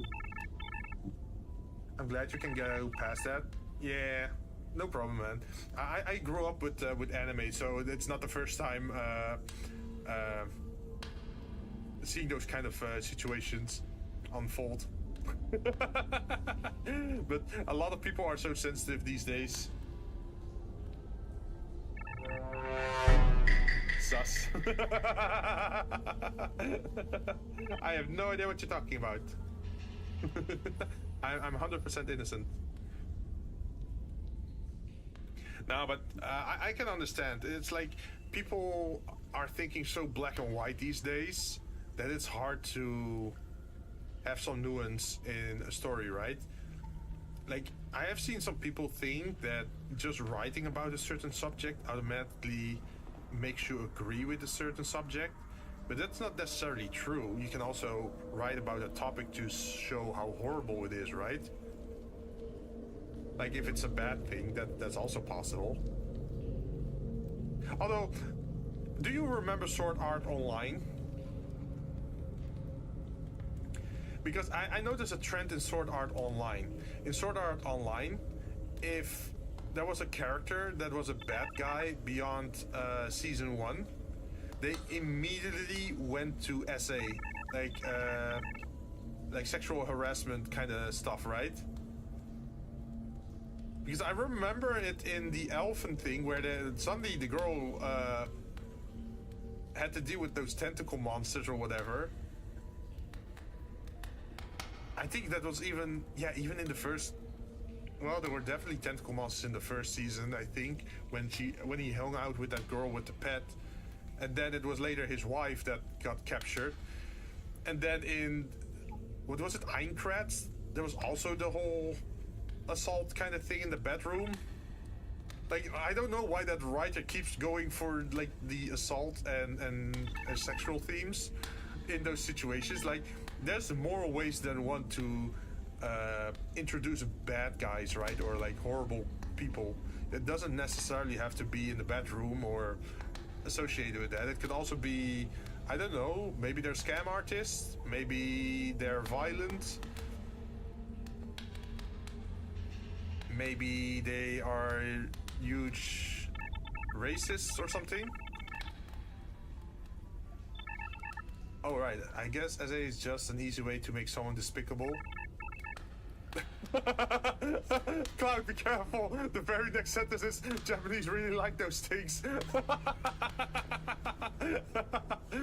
Well, it's an easy way to see who the villain is in the situation, right? But now imagine if you had Dragon Ball, and every time they introduce a Dragon Ball Z bad guy, it would always be like assault or something like that. I have to hide in the corner now. Don't worry about it. But yeah, you understand, right? It's like, imagine they introduce Piccolo as the bad guy, and it's like SA, and then they go for Reddit and it's SA, and then they go to Frieza and it's SA. That's weird, right? I mean, it's pretty clear that Frieza is a bad guy purely because he kills a lot of people. I think he killed like the elderly, he killed the warriors, I think he even killed some kids on Namek. And then he blows up the planet as well. Kind of like how Araki said, I made Dio kick Danny, Jonathan's dog, to show how evil he is. Yeah, literally kick the dog. Well, he did something worse with the dog. He put them in the oven. But yeah, it definitely shows that that character is evil and has no moral compass, right? But I do notice that it seems that in Japanese media, there is a little bit more focus on the fan service of things. It doesn't necessarily, well, it's not always portrayed as villainous. Sometimes it's, how do they call it? It's like edgy fan service kind of stuff. So it's not always villainous there. Because it's like for example, it's like a plant or something that has vines that pick up someone and tries to eat them or whatever. In a non-sexual way, eat them. But yeah, I feel like there's definitely a lot of ways to do it. Like there was an interesting one in Game of Thrones. In Game of Thrones, you had a situation where there were some farmers, and I think they had very little food or money, and then one character still took their money and their food and just left them without any, right? And I think if you in a following season afterwards, what they did is that they returned to that same house, but in that year time they died. So when they came back a year later to check up on that house to take shelter, you only saw skeletons inside there. So that was a hint on like, oh, they didn't survive, and the act that that person did of stealing their money or their food resulted in this. Like they died of hunger. They died in hunger or poverty. Yeah, they do know fan service sells. Yeah. It's not all bad, right? There's different grades in it. But I do feel like you have to be able to introduce characters in different ways. Like if you use the same method 10 times in a row, it's not gonna be interesting, right? Like imagine this is one that interests me. For example, imagine if you have a very charismatic villain and he's not a jackass. The things that he does are obviously self-centered, but imagine you can still understand why he's doing that. Hey, how you doing, Shigeyoshi? How you doing? Welcome. We were just talking about D&D and the different types of villains you can have, and we were also comparing to some Japanese anime where they decide to always go for SA as the way to introduce a bad guy. Or you could have Yoshikage Akira. Ah, yes, the person that just wants an ordinary life, right? But in the meanwhile, he keeps a how do you call it? Like he keeps a hand of woman or something. Yeah, he steals the limbs of people, right? Yoshikage, I think. Oh yeah, that's the word, severed. Because I was thinking of beheaded or something like that, but obviously it's not the head. Yeah, he had severed hands, and that's the only thing that he wanted from people. But the way he portrays himself or the way he talks about himself, it sounds like he's just an average person that wants to be left alone. But he's just a serial killer that's actually quite insane, right? And then you had the weird thing with the nails growing and that he collects them. Like, it just weirds you out, but it's still interesting and you definitely want to catch him. Also, since you mentioned him, there's actually a thing you can do in D&D where you can just copy what Yoshikage Kira does. So you know Yoshikage's Kira, his ability in JoJo is that if he touches something, he can turn it into a bomb, right?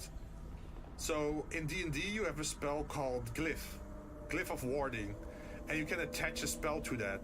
So imagine you have a Glyph of Warding, and you attach it to something like a fireball.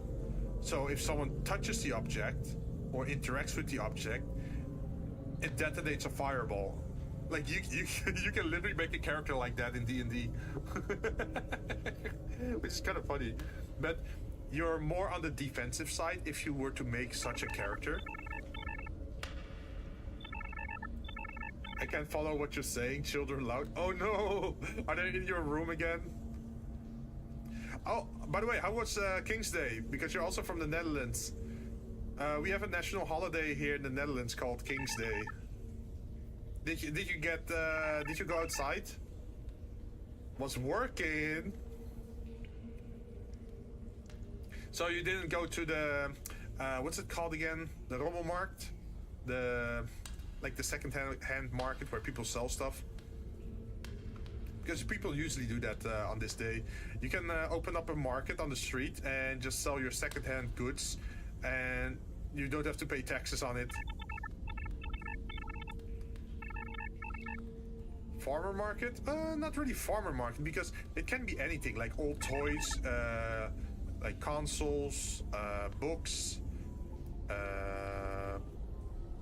Some people will sell their furniture. Flea market? Yeah. I guess it would be a flea market.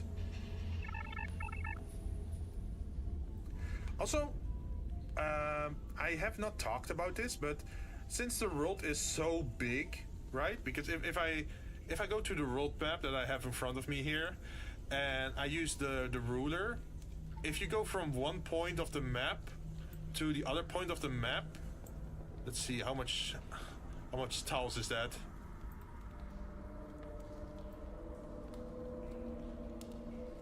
That is 175 tiles to go horizontally.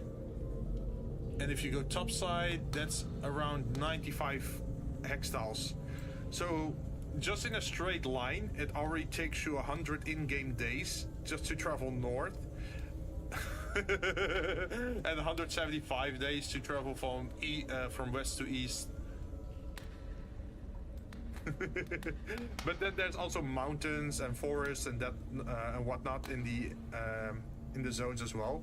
So you cannot make a straight path.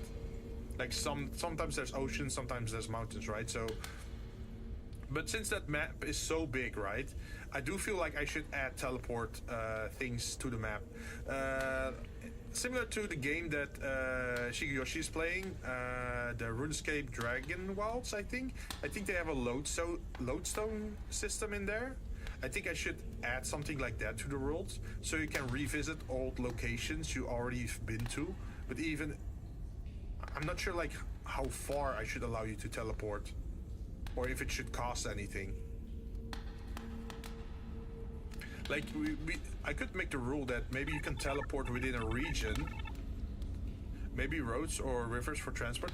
Well, there's already like seas and within the kingdom there would be roads. And boats, of course, to navigate. But I want to be able to eventually reward the players that they can travel faster from A to B. So at the beginning of the game, you're traveling by foot, right? And then eventually you might get a horse, so you can travel faster by horse, but maybe not bring the horse into a deep, thick forest because you can't use your horse there.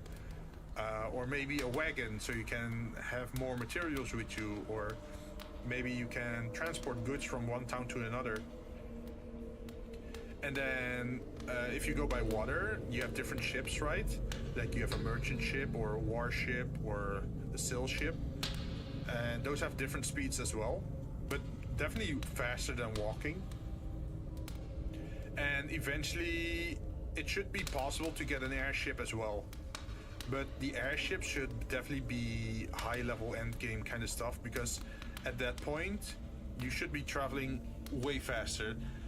Let's see, imagine if I were to say you guys travel for 5 tiles on foot, that would be equal to 5 days of travel, and it costs 5 food, right? So if I go for the airship and you move 5 tiles by airship, that would only cost 1 day. So you can move 5 tiles per day, because the airship is just faster. You don't have to go around mountains, you don't have to go around forests, you can just fly over them, right? And you don't have to deal with the sea either. You might have some flying creatures that might be annoying, like wyverns or dragons or I don't know, Arakokra or whatever they're called, or like giant eagles, giant bats maybe in the sky at night, who knows. But yeah, just traveling 5 tiles by airship is just 1 day, and you only need 1 rest, and you only use 1 ration. So that makes it so much better to travel by airship. but it should also be expensive to buy an airship, right? It's like Final Fantasy, where in the beginning part of the story you might be walking and then you got a chocobo to ride from A to B, and eventually you get the airship as well, right? I think they did the same in Final Fantasy, what was it? Final Fantasy X, and in Final Fantasy VIII. I'm not sure if they did it in 7 as well.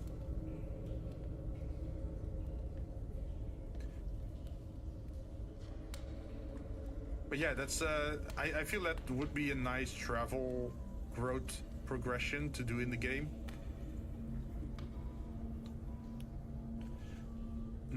Let's see, what else do we have?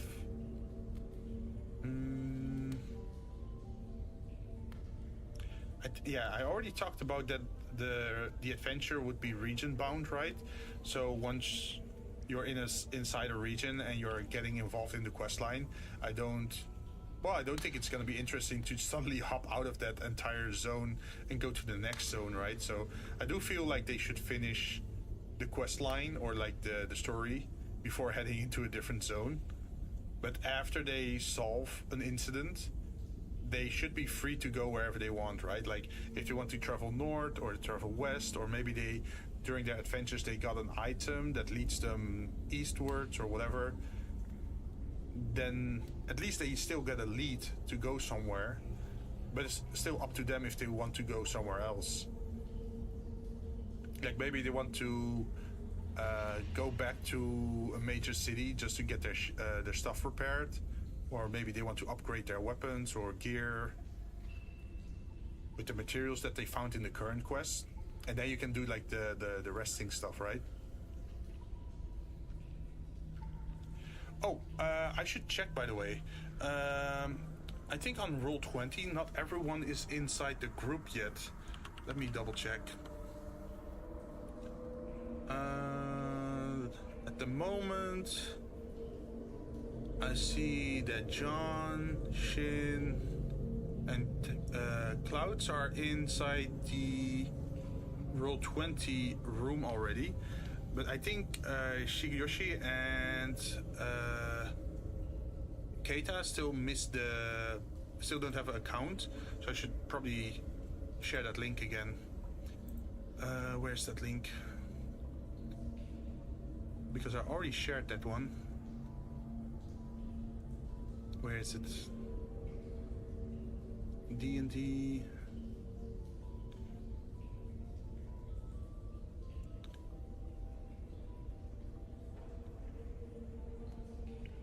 Wait, I didn't share it?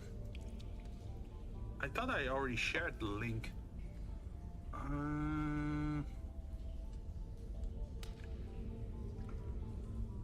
That's the Google Doc. That's just the link for the players. That's the poll. Yeah, it's not pinned. Okay, interesting. I am gonna make an invite so everyone can actually get in. Let's see. If I say I want to make an invite, what do I do?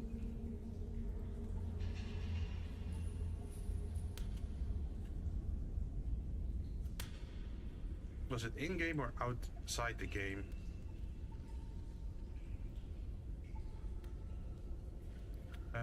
Launch game? No, invite players. There it is. Copy link. Okay. So I'm gonna send it to Keita and Shiga.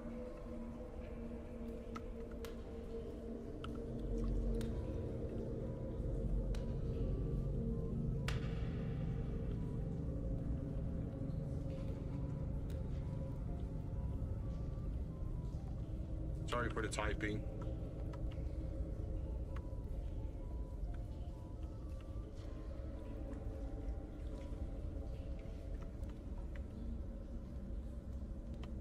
That should be it.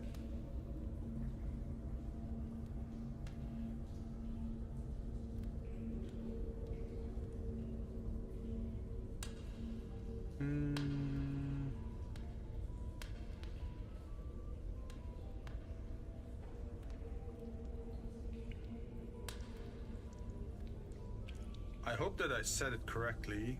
If I go to...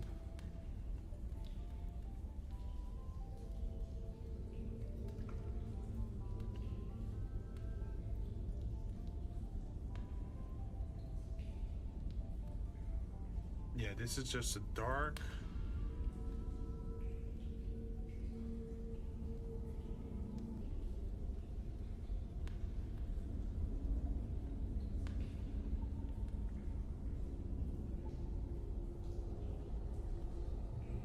Wait, maybe I should make a new map with... That's just an empty screen, maybe.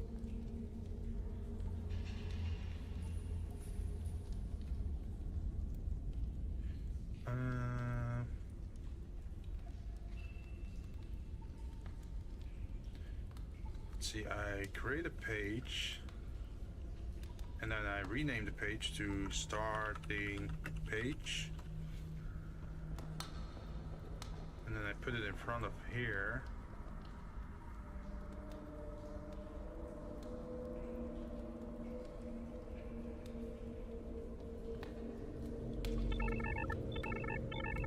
And I should drag that thing over there to the starting page.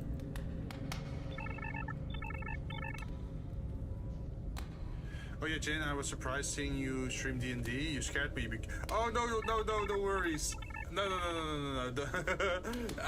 It was more because I'm like working a lot on the D&D stuff, and I figured might as well stream while I'm working on stuff, right? Because I was sacrificing a lot of time on it, and I figured like, well, maybe I can get some input from people while I'm working on stuff. And it's a nice first introduction to the topic, right? That you can already talk about what could be happening or what we could be diving into. But yeah, no worries. I'm sorry if I scared you there. No. If we were to have a group session, I would definitely remind you guys multiple times during the week. Like, you know how I do that with, even with GTFO, right? That I double confirm the times, and then I, even on the day itself, or like the day before, I just remind people that, oh, we're gonna play games in on that hour, right? So don't worry about it. You didn't miss anything.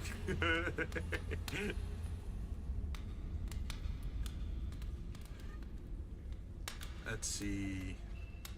Oh wait, I could show some. Well, should I show it? Nah, I should not show it.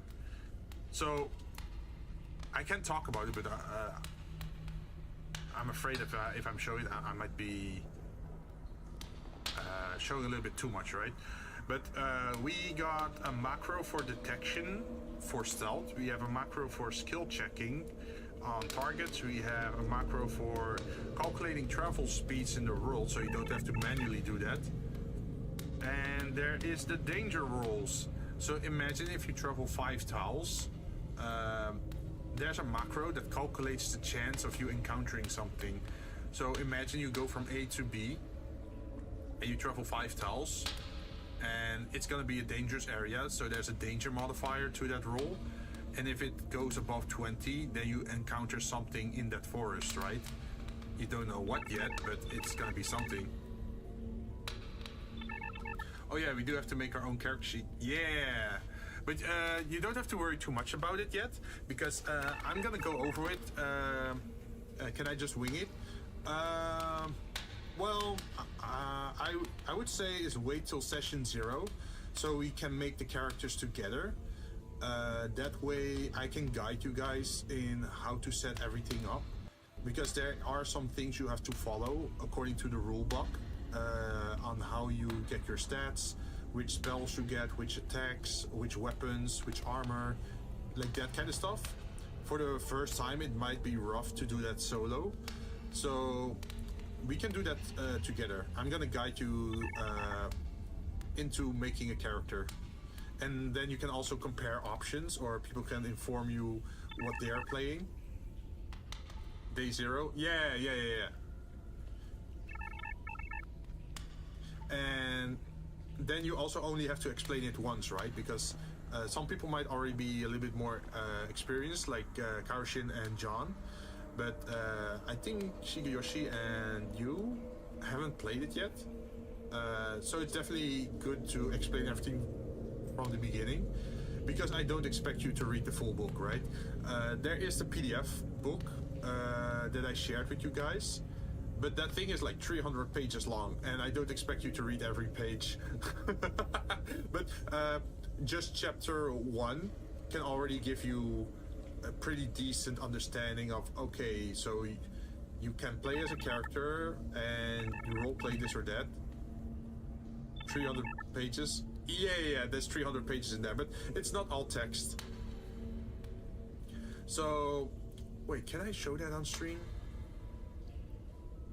I keep wondering, like, can I show this on stream? Yeah, the player handbook should be fine, I think.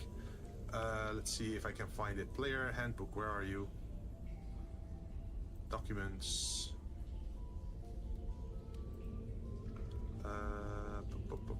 Dungeons and Dragons. Where did I leave my assets? Is it in the backup?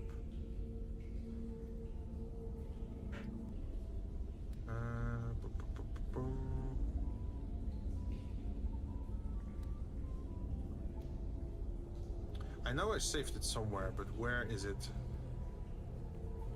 Oh wait, I can just open the folder, right? Let's see, I have to open up Google Drive then, because it's online and shared. Flashbanged. Why is Google Drive always like, the Google websites are always like white? It's always flashbanging me. So cruel, so cruel. Let's see, this one, and then the standard player's handbook. Yes, open with, well, not open with documents. Can I open it with something else?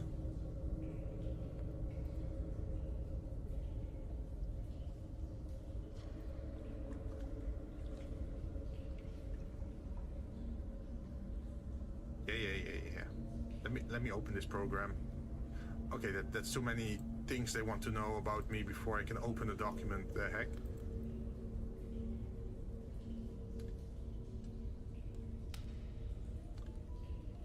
Come on. And then I can probably hide this. And then I add a new browser. D&D. Okay. No, that's the wrong one. I need to, what was it again? Not browser, but the other one. Add window, no, was it window capture? No, not display capture. Where is it?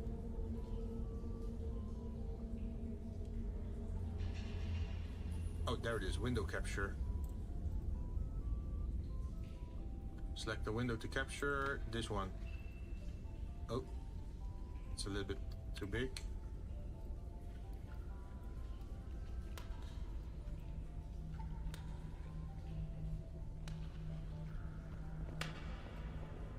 Okay, there we go.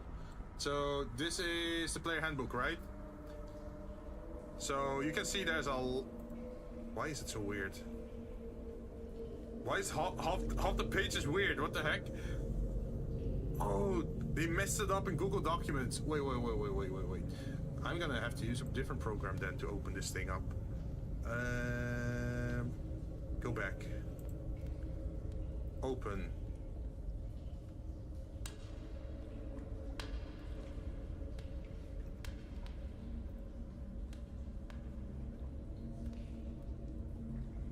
Can I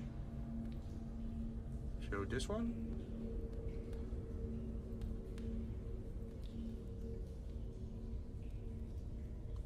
Okay, there. So as you can see, that's a lot of text you're gonna have to read. But it pretty much says like how to play, but we can go over that as a group. But essentially, you just read the step-by-step character, like, choose a race, choose a class. Once you have a class, you can get some abilities or starting items. You get your ability score. Can you read for us? Well, the benefit of me having played this game before and also knowing, I have built multiple characters and I also DM'd before, right? So I already know how all of this goes, so I don't have to manually read it. I can probably guide you guys through it way faster than if you had to do it by yourself. But yeah, it pretty much goes over the steps, like ability scores and describing your character, like, do you want to be a dwarf? Are you in heavy armor? Are you using an axe? That sort of stuff. And then you can choose your equipment. And you can also see, if you're using this leveling system, you can decide how you level up here. But you can also level up by milestones. Like if you make a great achievement, you could level up by 1 level, or you could use the leveling system. Personally, I like the milestone system more, so that you level up after defeating a bad guy, right? Or like a big boss that you level up afterwards. I think that's more cool than if you just level up by experience, because otherwise you're just slaying 300 goblins and you get a level up, which is kind of anticlimactic, right? Over here you see races where they go over different different races. Well, you already know about dwarves, right? Like, they're short and stout, and they like to craft things, and they're kind of hardy, and kind of don't like elves usually. And they give examples of names you could give, how old they get. Here you can see like male names, female names, or if you have clan names.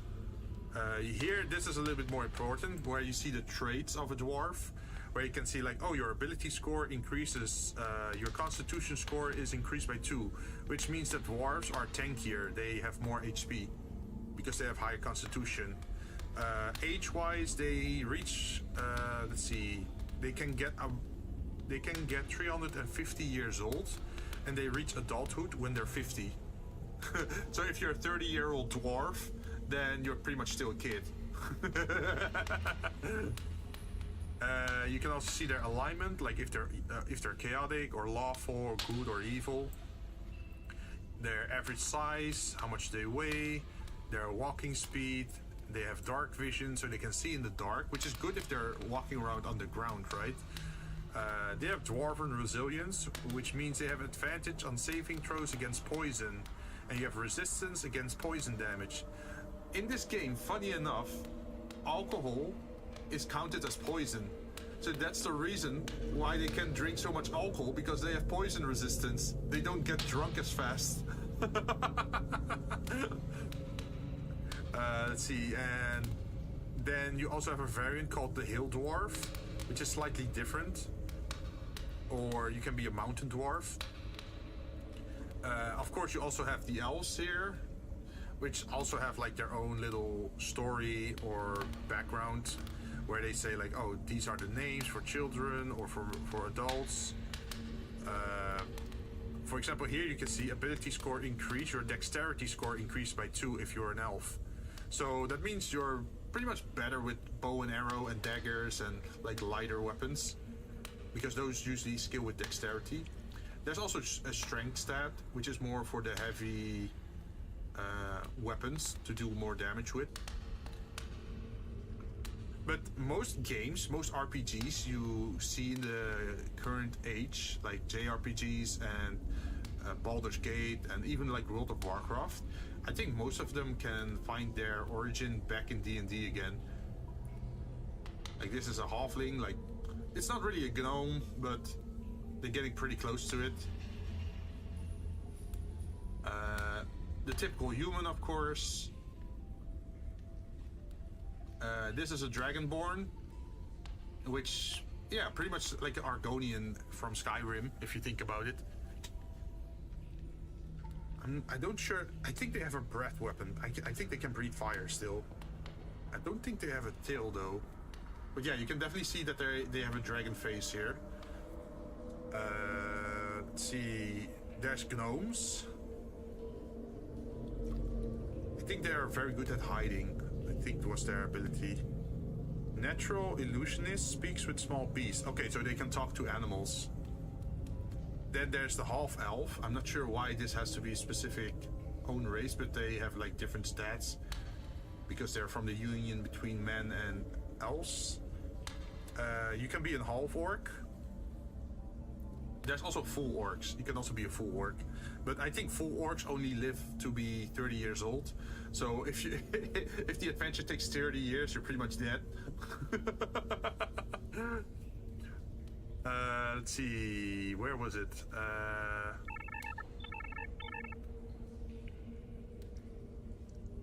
Things like WoW can find their origin in D&D, pretty much. Yeah, D&D, Warhammer, Warcraft. Yep. Yeah, here. Half orcs mature a little faster than humans, reaching adulthood around 14.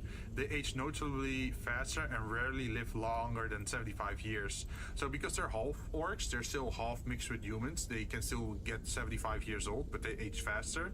But if you're a regular orc, you're dead if you're 30 or 35. You definitely don't want to be an orc.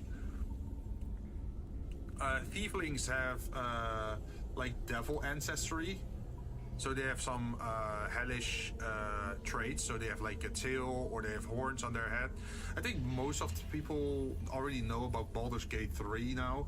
So if you take one glance at that one character there, you definitely know who the tiefling is in that party. It's the one with the axe and the anger problems. I think she has like a, what was it? Like a furnace as a heart or something, like a hell furnace. Let's see, classes. Oh yeah, here you can pretty much see what every class does, or every of the base classes. You got a barbarian, a bard, a cleric, a druid, a fighter, a monk, a paladin, a ranger, a rogue, a sorcerer, a warlock, and a wizard. Pretty much like the last are mostly spellcasters. Same for cleric and druid. The physical fighters are mostly barbarian and fighter and the rogue. But they specialize in different things. Like you can see that their saving throws are different, their primary ability is different. For some it's strength, others charisma, some have wisdom, or what is it? Or what's the other one? Wisdom, intelligence, charisma, dexterity. I don't want to be an orc, definitely. Yeah, 30 years go by fast, huh? Hey, you can already retire if you're an orc. Like you gain your education over 4 years or 5 years maybe, and then you work from 5 years old until you're maybe 20, and once you're 20 you just retire for the last 10 years. You can also see their specializations here, like armor and weapon proficiency, light and medium armor, shield, simple or martial weapons, and it's explained somewhere else like what martial weapons are. Like you can see sorcerer here, they can still use daggers, darts, slings, and quarterstaffs or light crossbow, even though that they're casters, but they still allow you to have some melee weapon pretty much. These are the classes where you can gain a little bit more of an understanding of what they actually do. And you can get an overview here, like on what level they get which abilities or which skills. I like the orange slime bouncing around. Yeah, I actually made that GIF myself, like way back. I never really found a good use for it, but I figured it would be funny to have him hop around on the table. Like first I was thinking of having it hop around from right to left or left to right, but I couldn't make that work, so I just put him in here like this. I think with OBS I can even change his color if I really want to.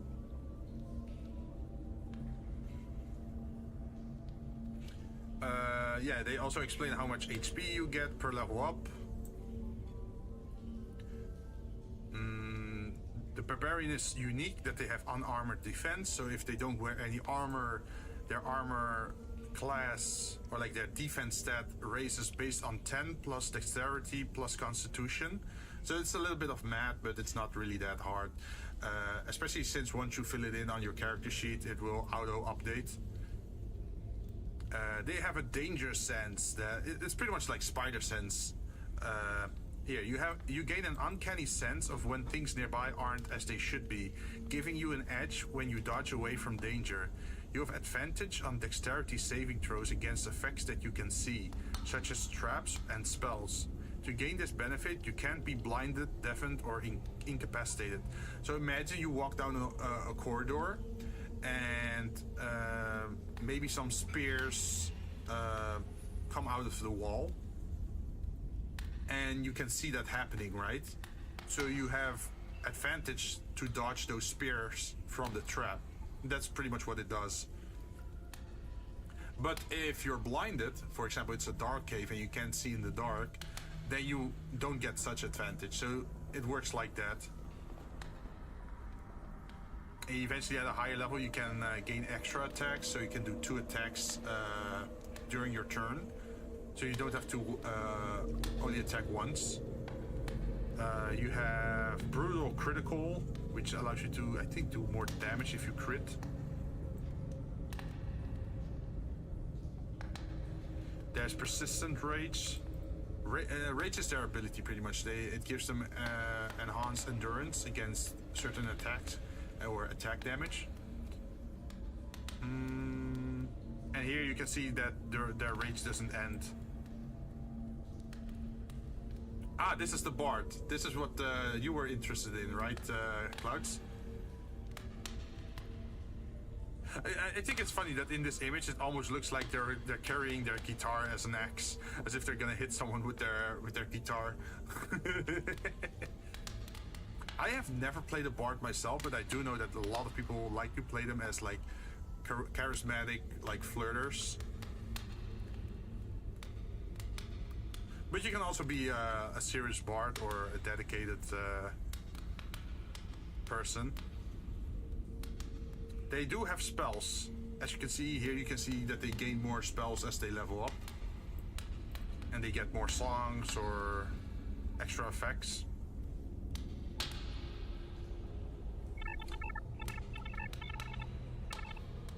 Become a Bard Goblin. Wait, what kind of music would a Goblin Bard play then? This is an example of a cleric who is a dwarf. So they use a mace. Let's see, divine. Is this? Oh yeah, this is still cleric. Like, there's a lot of cleric types. This is the druid. Very bad music, it will just be screaming. Well, just be careful that you don't encounter some human in very badly damaged armor that's very obsessed with killing goblins. Because if you encounter that person, you're gonna have to run very hard and very far away if you want to make it out alive. You don't want to encounter the Goblin Slayer.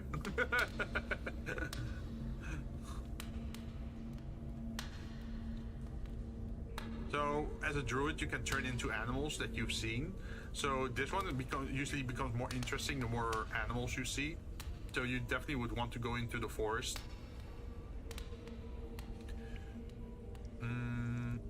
Obviously a fighter. Can be a battle master or a champion. There's the monk, which is very like Asian monk style, like with fighting with their fists and having key attacks. I think in one of the expansions they have the Sun Soul monk, which is pretty much like, imagine Dragon Ball Z, because you can do key blasts from a distance and hit people with it. So you don't have to stick to Western stereotypes of classes. Like if you want to be a Persian fighter, or if you want to be a Greek fighter, or maybe you want to be a samurai, or what was it, like a Genghis Khan barbarian instead of a Western barbarian. You could theme yourself after that. Same for paladins.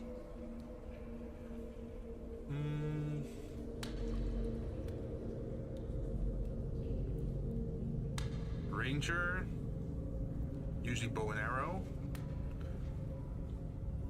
But as you can see, there's like a lot of pages. Like this book is thick.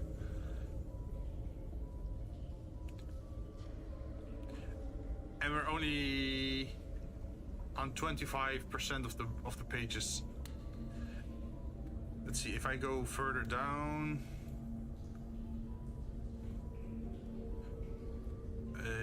This is still Warlock. What's the other bits? If it loads.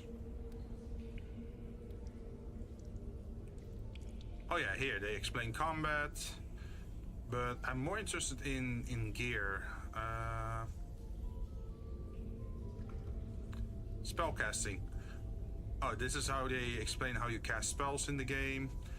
What's a line, what's a cone, a cube, a sphere, a cylinder. You definitely have to know how it affects an area, right? Because if you hit an area and you hit it with a sphere, it would not be as tall as a cylinder, for example. If you hit someone with a light cylinder or like a light pillar, then it's gonna hit, but if it's a sphere, it would not hit. Same with cones, it's like it's only in one direction. Here you can see all the spells that are in the game, in the base game. And then later on, they even give an explanation of what it exactly does. For example, here it shows like, oh, animate dead, a 3rd level necromancy. Casting time is 1 minute. Range is 10 feet. Duration instantaneous. And then it gives a description of what it does. Ooh, that's rough. 4 ads in a row. I'm sorry you had to live through that. But welcome back. Yeah, you can see here animate objects. So, for example, this spell is kind of funny. And imagine you carry 5 plates with you, or well, plates are kind of tiny, right? So imagine you had a tiny size object. How many objects can you make into weapons then? By its size, constitution, wisdom.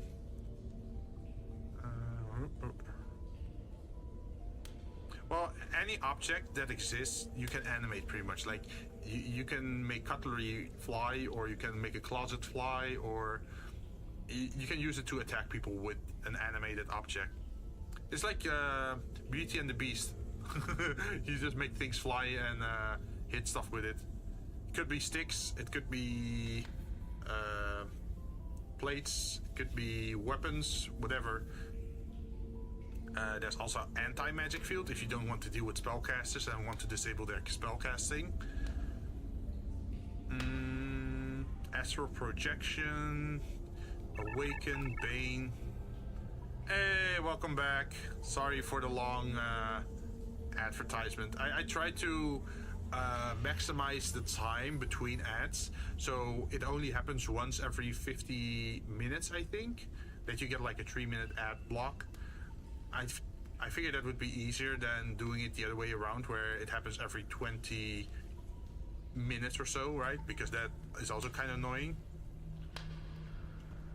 But yeah, Big B's hand, blade, barrier, blindness, deafness, blink, blur, blinding smite. Like, there's here, call lightning. There's literally only 2 spells on this page. Burning hands and call lightning. What kind of timers do you even have? Oh, wait, what timer, what do you mean with the timer? You mean for the advertisement stuff, or is it 30 to 60? It should be 50 minutes. Like, it should give like a 3-minute ad block every 50 minutes, I think.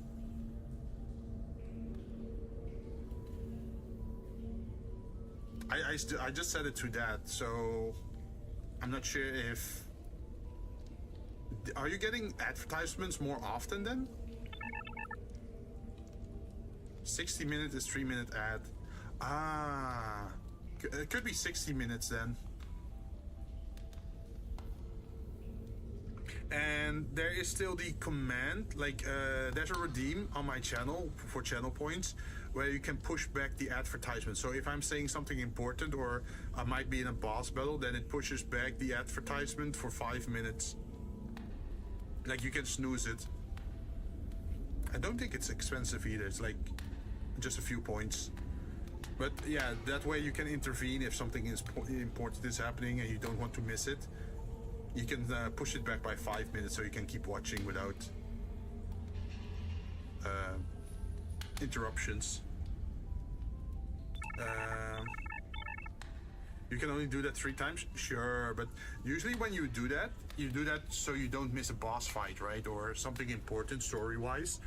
So usually that doesn't last 15 minutes, so you can skip, well, it's not really skip it, it's like snoozing it 3 times, so you have an extra 15 minutes to watch something. And then an advertisement happens.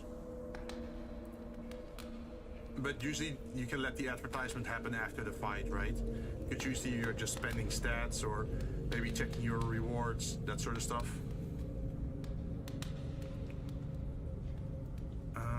Let's see. Oh. Wait, where's that page again where, let's see, part 3. Ability scores, combat, spells, appendix, no. Multi-classing, 163. Oh, chapter 5, 143.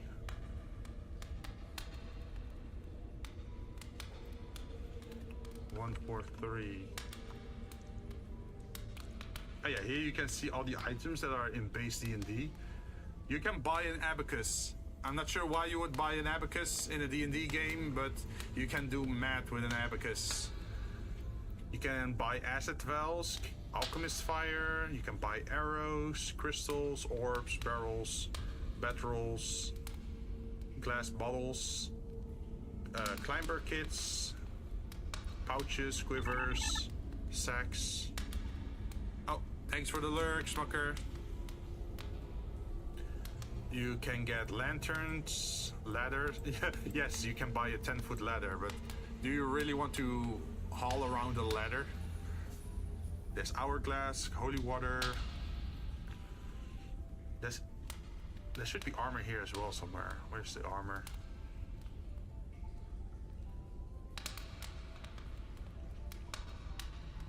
No, those are feats. I have to go up maybe.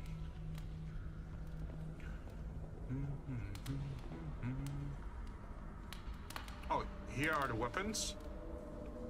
You can get a club, a dagger, great club, hand axe, javelin, light hammer, mace, quarterstaff, a sickle, a spear, crossbow, darts, short bow, sling, battle axe, flail, glaive, great axe, halberd, a lance, a longsword, a maul, a morning star, a pike, a rapier, a scimitar, or scimitar. How do you call it? Scimitar or scimitar?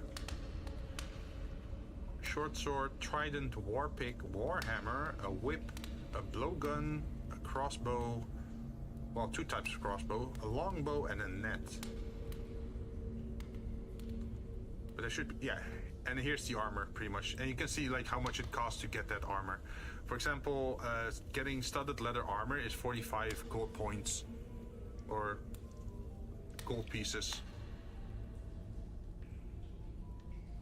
But there's also some disadvantage to some of the armors. Like if the armor is too heavy, you have a disadvantage on stealth, and it also weighs heavier, and you need a higher amount of strength to actually be able to wear that.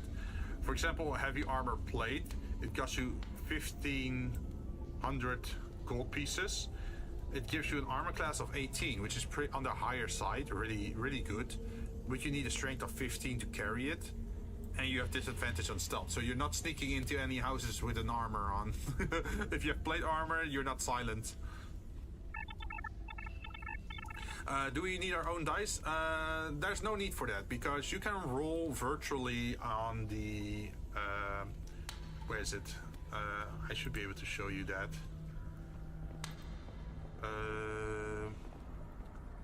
How do I... Okay, I can pull it in here. So over here we got our screen. I should change that on this. This is just an empty screen that I have here, right? For D&D. You won't be able to see me for it, but I should be able to roll the dice here, and it should be digital, I think. It's not showing it digitally. Why not? Dice options. Enable 3D dice. If I do this. I'm not see. Oh, there you go. See? So you roll virtually on the virtual table. So you don't have to buy these dice. You can just click on how many dice you want to roll. This is a 4-sided dice, and this is a 100-sided dice, and this is cheating. Nice. So I can say like, oh, I want to roll a 4-sided dice, and you can see it happen over here. I should probably automatically roll 3D dice. Some people like it to have this effect on screen, and some people don't like the effect on screen, and they would rather read it in the chat on the side. So if you look over here, you can see like, oh, you rolled a 3, a 9, and a 9 for a total of 21. So you don't have to do math yourself. There's even rulers in this game. So I could say like, oh, what is this distance? If I were to go here and then here, that would be 80 feet. So I would be able to know like how far can I move with certain abilities, or how far can I do spell casting, or if I want to fire an arrow. It helps you do the distance pretty much. Really useful. And there's even a turn order here as well. So once combat starts, you can see the turn order here, so you know who goes after who. So usually the rogue goes first because they have the highest dexterity, so they move the fastest, and then the people with lower dexterity come afterwards. Sometimes the enemy gets the first turn, sometimes the player gets the first turn. It can happen in both ways. Let's see. There is dynamic lighting, but that's only if you are a paid user, which I am not, so I can't really use that. You can even do some freehand painting on here. So if I say like, oh, this area is unsafe, it became wet because someone used a water spell, I can just color it in using a blue pen. Or I can say like, oh, there is fire. I can draw very badly a little bit of fire here. It looks like shit, but hey, we got fire. And I can just move it around as well. Like I can, if I really want to, I think I can group it. Where is it? Nice. Advanced transform, group. So I can say like, oh, the fire is spreading, and now it's here, and now it's going here, and the fire is getting way bigger. It's spreading. Hey, I don't know how long you've been in TM, but welcome to the club. I have DM'd once. Also, sorry, my the screen is in the way, but here I am. I've been DM only once before for a private group, but this time I'm setting up a campaign for a group of VTubers that I'm gonna be playing with. There are some people who have played it before. There are also some new people, so I'm also showing them Roll20, so they know at least what they're getting into. Sounds like fun? Yeah, it is. From what I've heard, that someone is interested in playing a bard, another is playing, let's see, I think a ranger. Someone also showed interest in being a cleric, and let's see. I think someone said something about a necromancer, but I'm not sure if they're gonna stick to that choice. If they're gonna stay a necromancer or if they're gonna do something else. So it does seem that we're spellcaster heavy, but that also is gonna make it more interesting, right? Because there's a lot of groups where there's always a rogue or there's always the paladin, right? But it seems people are actually picking the classes you don't often see. So I'm looking forward to that. The way that I'm gonna do the D&D campaign is also gonna be a hex crawl. So that means an hexagonal field where you move along. I can change this map into a hexagonal map. Let's see. Oh shit, what's happening? You getting raided? Oh, Teleclaus is raiding! Welcome everyone! We've been talking about D&D this entire time. Hope you guys are having fun there. Were you doing 3D? Yeah, you can see that the windows are a little bit odd at the moment because I've been adding in scenes. We're doing 3D? Nice. What were you working on this time around? So, as you can see, the grid changed from rectangles or like boxes into a hex field. So this is what I want to use for the overworld. So people can say like, oh, I want to move in this direction. Like go around the fire or something. Nice. Nice. In the campaign I'm running or prepping for at the moment, picking up from hiatus, the group is a creation bard, a life cleric, a shepherd druid, a shadow monk, and a swashbuckler rogue. There was also an armor artificer, but she left the table during our break and won't be returning. Her character also had a mental breakdown of sorts, so she's going to show up in the big bad evil guy's tower as an enemy for the party to fade. Oh, hexes can be great. I used them in the desert section of the campaign. I was finishing up the rigging of the character. Ooh, did you finish up? For what are you gonna use the rigged up 3D character, by the way, Tethered? Are you gonna use it to make an animation, or is it for VTubing purposes? But hey, that sounds like a very unique party you got there. Even with the rogue, like, not a lot of people go swashbuckler rogue. Usually it's, well, so far, for some reason, when I was a player, I've seen up to 6 goblin assassin rogues so far. It's always the goblin assassin rogue for some reason, and they're usually chaotic evil and doing weird shit and making a mess out of things. So I definitely have an opinion about those combinations. I don't think I've ever played with an artificer. I did play with a monk before. I also played with a druid before. Oh, and of course I got some D&D horror stories as well.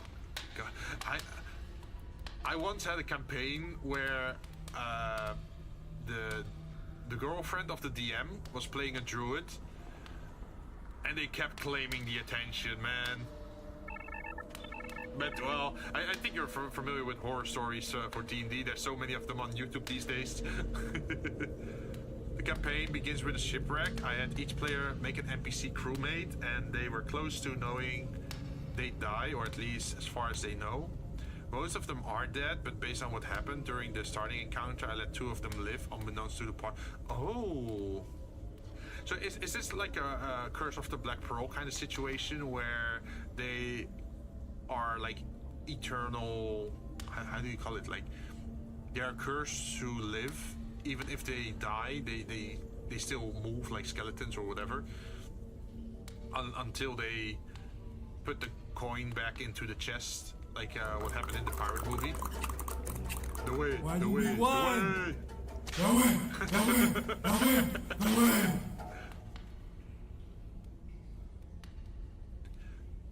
Wait, do I have another map where I'm not actually, like, this is the world map. I definitely don't want to open this one because that would spoil a lot. But I can show you something different. So I prepared a lot of files so I can just use them later on. As you can see, I got coats of arms which I'm gonna use for different cities or factions and that sort of stuff. And I gave them all the ground, the what's it called, the beige kind of look. We got, for example, the villages that I can place down like this. Wait, I should hold Alt, I think. Yeah, like this. So I can make it smaller so it fits in a tile, and then you can see like, oh, this tile set has a village. So if people travel there, you can also change the size. That one grid size is equal to,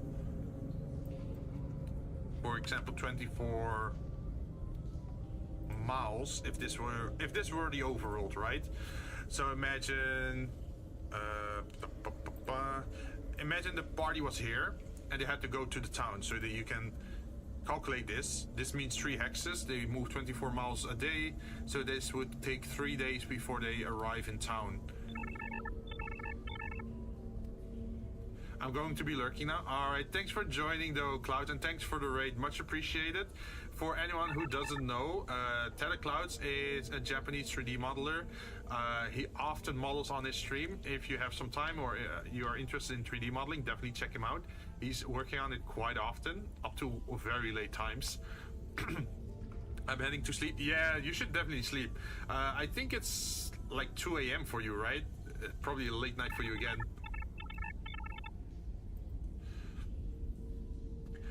Not quite, but the party is trapped on an uncharted island raised by a high elf sorcerer.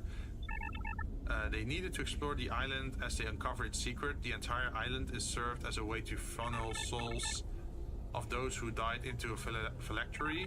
But the magic circle broke due to a tectonic movement, and now all the souls there end up trapped in the maelstrom of souls. I can't escape the island. Oh! Wait, that sounds kind of familiar. Like, I'm not saying you got it from there, but what it reminds me of is, I think, the story... Was it Tomb of Annihilation? Good night, Clouds. Because I think Tomb of Annihilation also had that premise where an incident happened in the world where if you died, you couldn't be revived, and your soul was sent into like some kind of soul furnace or soul forge to feed some ancient evil. So if you died, you actually died in the game, and you couldn't be revived. Because normally in D&D you can revive your character through various means, right? Sounds similar in some ways. Ooh. On the other hand, it also...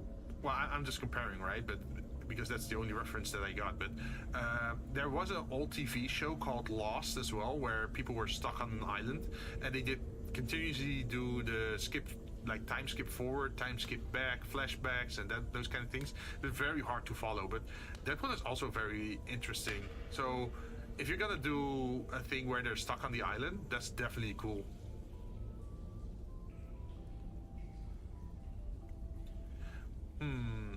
Let's see. But the Triton cleric cast Water Walk on his companion and the captain of the ship. The captain pulled their unconscious body on the shore, then wandered off in search of help. The other walked out towards the sea and ended up swimming after the spell ended, until they were about to give in and were rescued by a gold dragon. Ooh. Oh, for those who don't know, in D&D, the dragons are kind of color-coded, in that they're good or evil most of the time. So if your dragon has a metallic color, usually they're good. So that means silver, gold, what was the other one? Platinum, or I'm not sure. A copper dragon, right? Yeah, those I think are the good ones. And the evil dragons are the chromatic ones, which is like yellow, red, blue, green, black, those kind of colors. If it has those skills, then it's usually a bad dragon. Well, not shit, I should not have said bad dragon.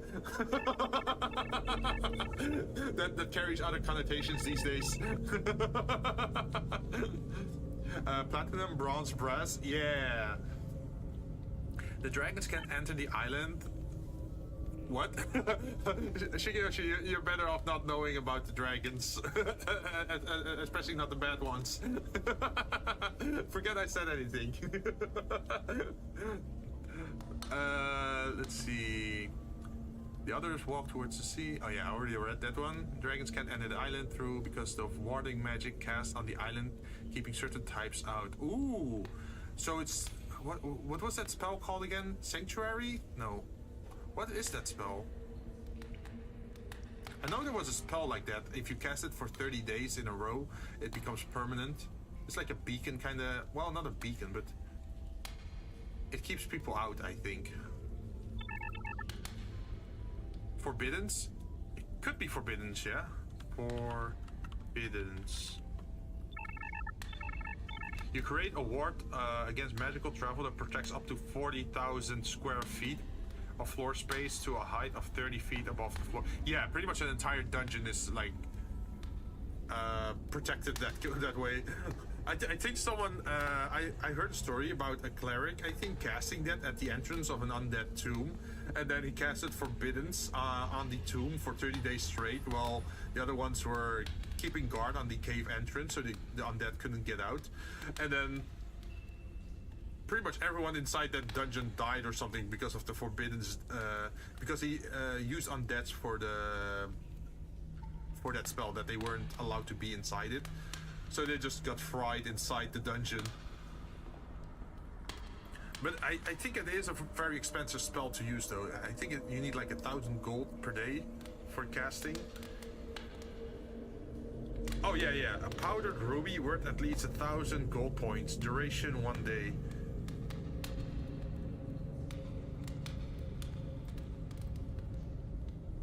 The area can't overlap with the area of another forbidden spell. If you cast Forbiddance every day for 30 days in the same location, the spell lasts until it is dispelled and the material components are consumed on the last casting.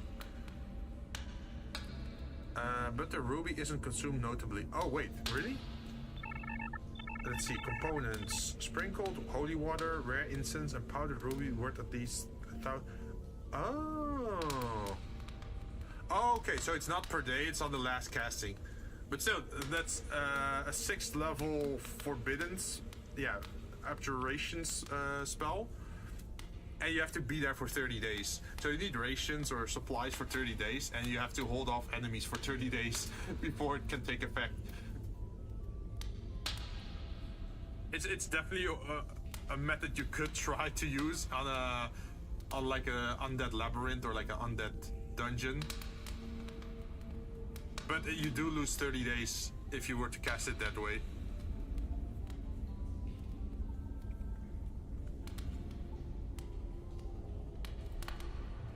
But definitely an interesting way. But yeah, as you can see, I got like a lot of images to put down on the map. And then you can even give them a name, right? You can say lone castle in the forest, and then you can give it a name. Castle White Rock or something, and you can give it a nameplate and then save it, and then you'll just see this on the map like this, like Castle White Rock. And if you mouse over it, it should wait. Oh, I forgot the other option, this one. So if I mouse over it, it actually gives a description of the location, and you can even see the name. How big are your hexes? These ones, I think. Oh, are you talking about what they represent or what their actual size is? I do think Forbidden should require the caster to visit the full area that they attempt to ward to stop the silly 10-minute spell casting from invalidating an entire... Oh, so like they have to walk around the area, like they have to make an entire circle around the area. I do 3 miles because that's 1 hour of travel for my game, standard rules I think. So I based it on the fact that if you're wandering around, it takes 24 miles per day, right? So you can travel 24 miles a day according to the player's handbook, I think, or the Dungeon Master's book. Like I read it somewhere in those two books that 24 miles is the average per day for travel, right? If you're walking normally. Yeah, because 8 hours of travel per day. Yeah. So that's why I set it to 24 miles, so that if you're walking, this is 1 day, 2 day, 3 day, etc. Right? So 4 hextiles would be 4 days of travel. Anything more than that is a forced march. Yeah. And you have a slightly slower walk if you are trying to be sneaky or don't leave any traces behind. I think it's reduced to 18 miles per day. But that means you're walking slower, right? And because I'm a lazy bastard, I actually made a macro for that. So check out this macro that I made. I can do the roll travel speed, and then I can say like, oh, how many tiles are you moving? You guys aren't seeing this menu here, but I can say like, oh, we're moving on foot and we're moving fast for 5 tiles. I submit that, and then it auto calculates over here how much distance you traveled and how many days it takes. So you can see, oh, you traveled 120 miles, which is 5 tiles. How many rations you used? 4, because it is 4 days of travel. And how many rests did you need? 4, because you're, well, resting every day, right? But if we are, for example, traveling by warship or sail ship, and we are traveling 5 tiles, then you can see that we also traveled 120 miles because it's still the same 5 tiles that we're traveling. But you can see that you're only using 2 rations because it only takes 2 days to traverse 120 miles, and you only need 2 rests because it's 2 days. So I automated all that calculation because I'm a lazy bastard and I don't want to keep calculating how much miles and how much rations and how many hours they take to move a certain distance. And it even says like how they're moving. For example, you can see by the name, it says traveling by large ship. So that makes it super easy to keep track of that kind of stuff. Ah, I see, that worked. I tried to focus more on the minutiae so the party can seek the nearby tiles and explore areas on a smaller scale. That's a good macro. I use some myself. Yeah. I even got another macro for the danger roll. So imagine you move 5 tiles, right? I got a menu here. If I click here, then there is an overflow value for if you traveled before. At the moment, it is 0 because we never traveled before. And you can say like, how many tiles did you travel? Now we say 5. And how did you travel? Did you travel on foot normally? Yes. What kind of environment were you traveling through? For example, we were traveling through an extreme area, like a tall mountain or like a stormy peak or whatever, and we submit that. And then it calculates the value. And if you mouse over it, you can see a very complicated formula over here, which is like calculations of different values with an overflow value and the danger modifiers and also how fast you're moving. And if the value is above 20, that causes an encounter, like a random encounter to happen, which is pretty cool. So I only have to input that, like if the party moves 5 tiles at this speed in this area, then it will auto calculate if there's going to be an encounter or not. So you can still have like a random encounter with a giant eagle or a random encounter with, I don't know, something happening by the side of the road. Maybe some wagon broke down and they're in need of assistance, or maybe villagers are being attacked by wolves, or like those random events. Those are based on the encounter calculation here. So I don't have to calculate myself in which tiles there might be an occurrence. I can just use the macro to calculate for me if something could happen in those areas. Super useful. I have a macro that lets you whisper the DM and a macro that lets you whisper the player that a token represents by clicking on the... Oh, that's also super useful. I also have one for the skill check. So, for example, where is it? For example, we put a zombie down here. So if I have the zombie selected and I do skill check target, I can roll for that target. So if I can say perception for the zombie, if he notices something, I can roll for it using its stats, and then it rolls a 1 and a 6. So probably that zombie is super blind and doesn't notice anything. So I don't have to go to the character sheet and click stuff, right? I can just use the button here in the corner very quickly to roll for different stuff, for like acrobatics, athletics, nature, whatever I want a certain token to roll for. And that also minimizes the time lost on scrolling through different menus. Like, especially if you have to deal with like 5 different mobs at the same time, you don't want to keep opening those tabs, right? That's handy. I just shift double click to open the sheet and click the skill. Yeah, like I said, I'm a very lazy bastard, so I put a lot of attention in these kind of things. I also try to change the stealth system in the game, because you know that usually in D&D what happens is that the rogue says, I want to stealth, and then they roll 18, and then nothing happens for whatever reason, right? Because they rolled high. Or if they rolled a 6, they already know that, oh, I'm very shit at stealth at the moment, so they're probably gonna notice me. So they are probably not gonna try to continue that, right? So I try to change that you only roll for stealth if you're within the detection radius of a creature. So I made a macro where it checks for the perception stat of a creature, and then it gives a value for that. For example, I clicked on a zombie and I says, zombie has a 24 feet passive detection range. Its senses are dark vision 60 feet and passive perception 8.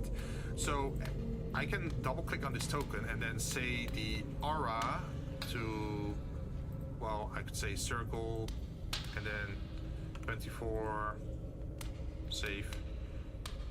So at the moment the page is set to, what is it, hex tiles? Yeah. I could change it back into, I should probably change it back into feet, and then every tile is 5 feet, and the tiles are square again, save settings, and then I can close this. So now you can see that this zombie, with my new stealth detection macro, with how I decided it, this is the detection radius. So if you're trying to sneak around, but you're coming within this zombie's range, so you're entering this field, that's when you have to do a stealth roll. And for every turn you stay within his radius, you have to keep rolling stealth. So that keeps it a little bit more exciting, that even the rogue has to keep rolling for his stealth every turn. So for example, he can move 30 feet, right? So that means over here,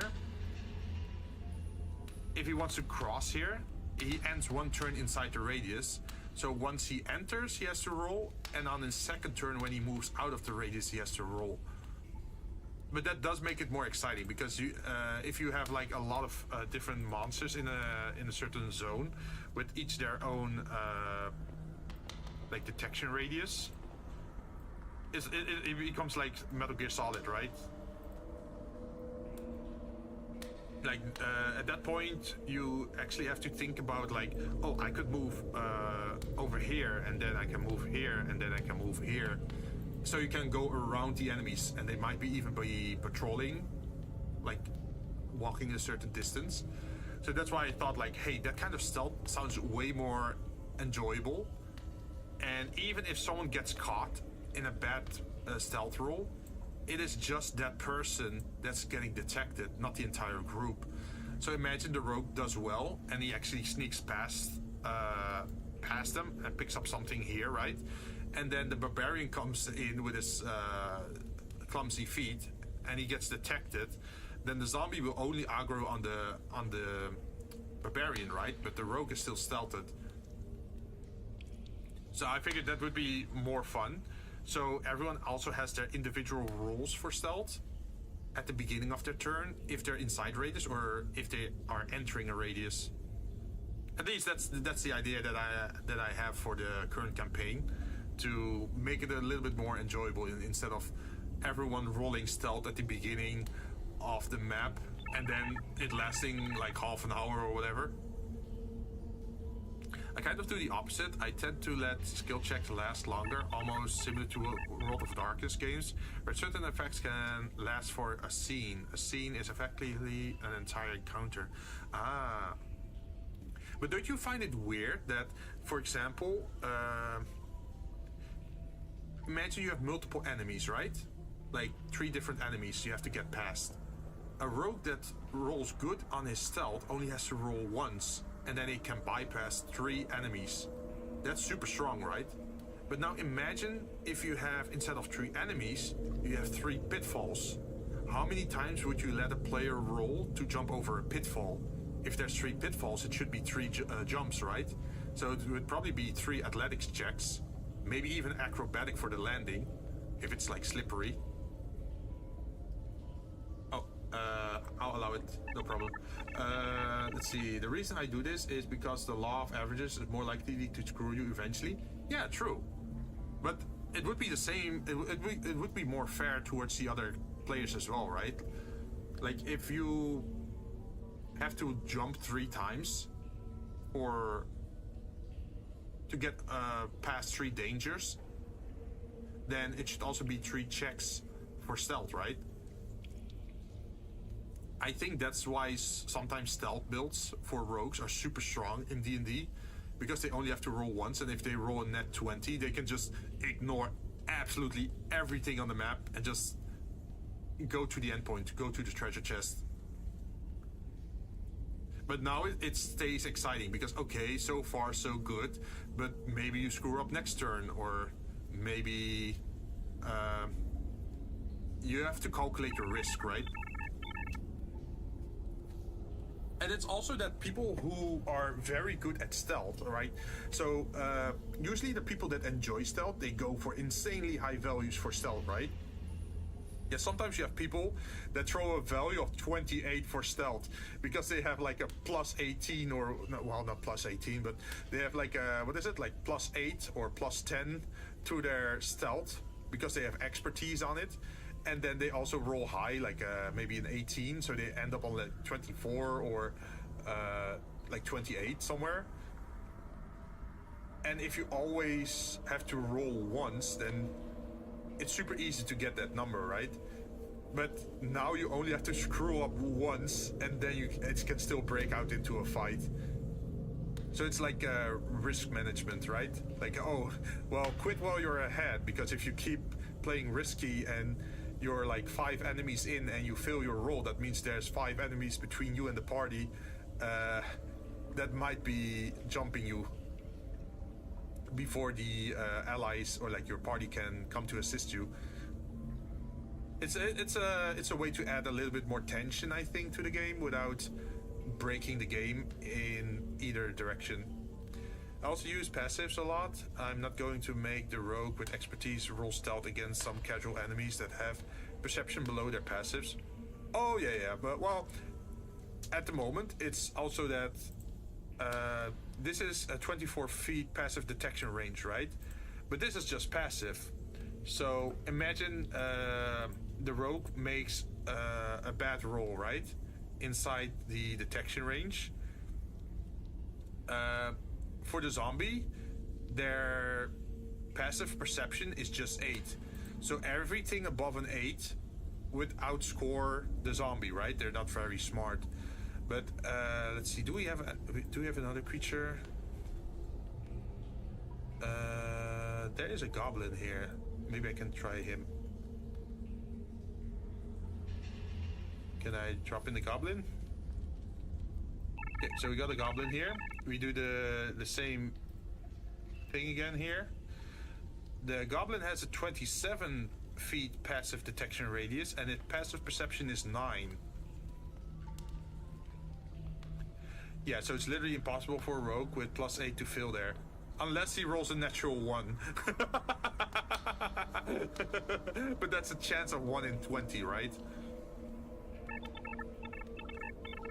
That's a house rule. Yeah, true. But I do feel like even the best rogue in the world can still be unlucky once in a blue moon, right? Critical failures are only a thing in combat for 5e. True, true. Like, I don't do the extra attack. Imagine if someone critically fails, I won't break their weapon or whatever. Same for net 20s though. I always grew up with net 20s being a success if it's logical to do, right? So imagine if someone says like, oh, I want to try jump to the moon, but they're just an average fighter, and they roll a net 20, they still won't be jumping to the moon. They would be jumping to the highest of their capabilities, maybe a little bit above it, but they would definitely not be jumping to the moon. So it still has to be limited into realistic expectations, right?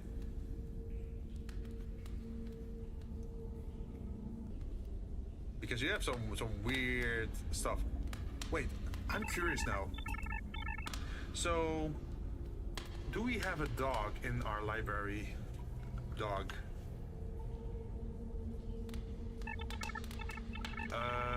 There is a blink dog. Can I put it in?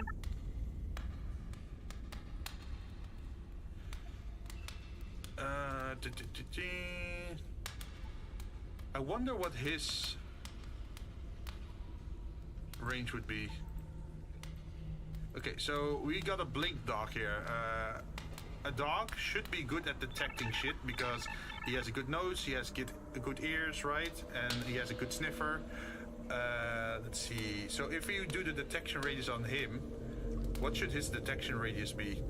His detection radius should be 33, according to this thing.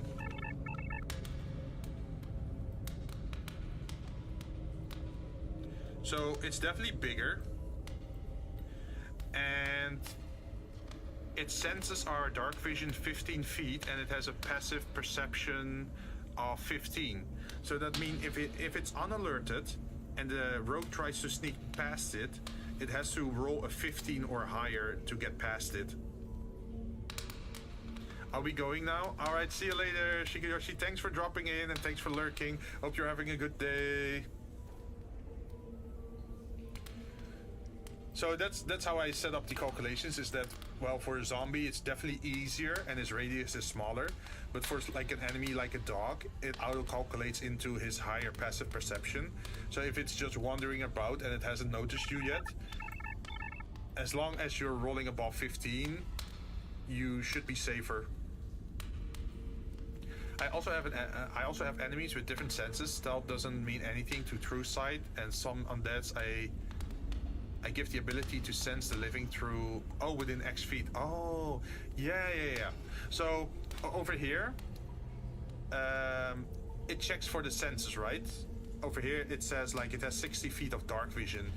That definitely already gives a little bit away of what kind of vision it has. But I figure for a dog, why doesn't he have, like, something for smell?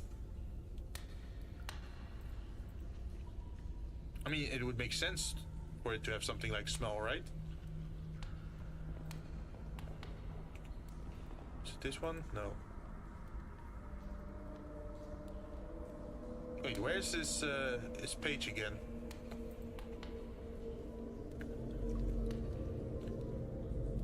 Huh. Details, nameplate. Oh, here, open character sheet. Let's see, senses. It only has dark vision and passive perception of 15. But I do feel like it would already be calculated in, right? Like the passive perception being 15, meaning you're easier to be detected, would include probably smell, right? Wait, do you know do you happen to know a monster that has like blind vision or tremor vision?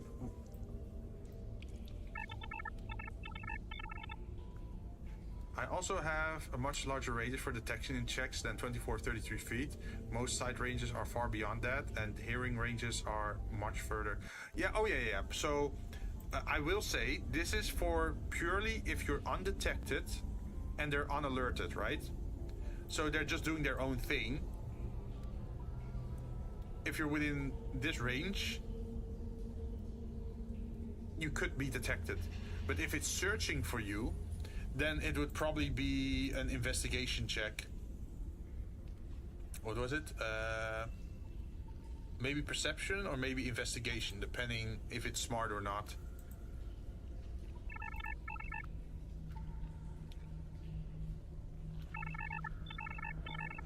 I think oozes have blind sight. Oh, let's go check that. I'm kind of curious on that. Oozes. Ooze. Something like a gray ooze? Let's see. Oh, here, senses blind sight 60 feet. Interesting. So if I do detection calculation for this one, what does it say? Yeah, it does automatically give its values. So it says it has 24 feet passive detection range. Keep note, it says passive, right? So it's not looking for you. It's just its spatial awareness if it's doing its own thing. Because its active perception would probably be higher, right? Like once it's alerted and turns its back towards you, or if it notices you, it will probably focus you more. But here you can see, let me make it a little bit big on stream. Here you can see its senses are blind sight 60 feet and passive perception 8. Luckily, with the slime, there's no back. True.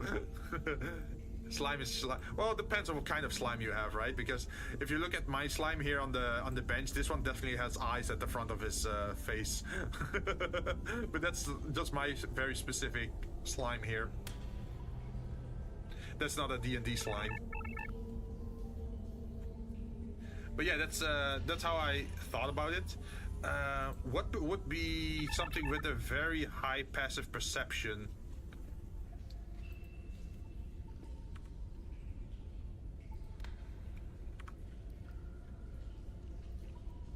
Something that's like on a high alert.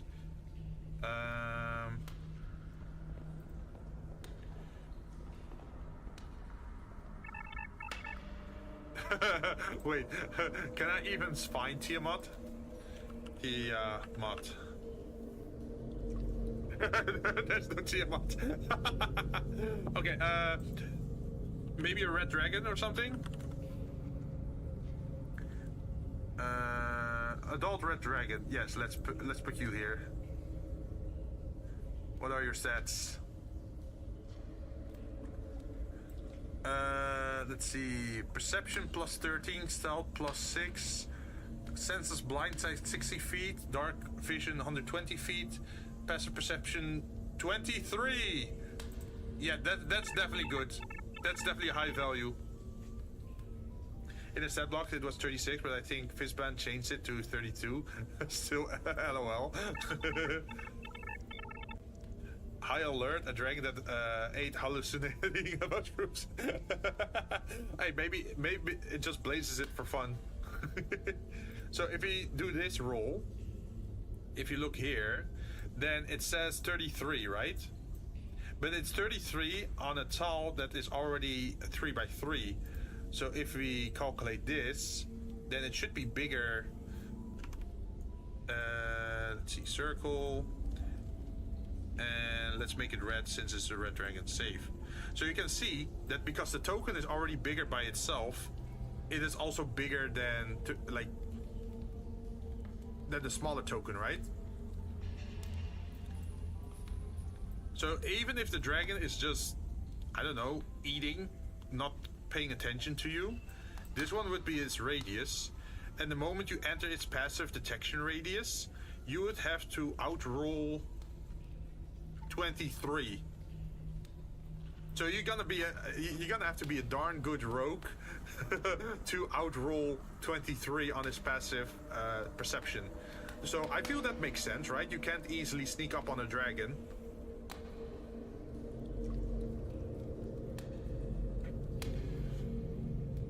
And then once it notices you, it will definitely... Yeah, or be a level 11 rogue. Well, true, but you still have to roll high, right? Like, I don't think... Like, imagine you're a rogue and you only roll a 10. And you might have a +8 to your... How much is it? Like, I think it's usually +8, right? So even if you roll a +8, or like if you have a +8 on your roll of 10, then you would still fail it.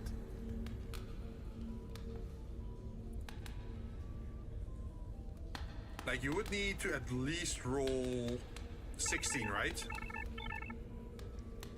Well, a level 11 rogue would have +5 from 20 dex and a +8 from expertise. Okay, so he gets a +13. So that means he still has a 50-50 on failing it because he has to roll 10 or higher, right? Wait, was it that he had to roll higher or he had to meet the value? And reliable talent actually comes in at level 7 now. Oh. Any roll below the 10 is treated as a 10 on the die. Oh. If they're proficient. Ah, okay. So that means he should be able to sneak up on that dragon then, right? But that's still a situation where he put a lot of care and attention into upping his stealth. Yeah, but they have to build that character for that. True. That's rewarding your player for their design choices. Yeah, and I mean, if at that point they can get away with it, to roll that 23 that's necessary to sneak up on a red dragon, that's pretty awesome, right? That they put so much care and attention into doing a stealth mechanic thing, and they can actually pull it off. That's pretty cool, I think. But even then, with the system that I'm using here, there's still a very small chance of failure if you keep the natural 1 system active, right? So in essence, because you're so specialized, you're almost guaranteed to succeed at that roll, right? Anything except a natural 1 would be a success. But that means there's only a 5% chance of failure.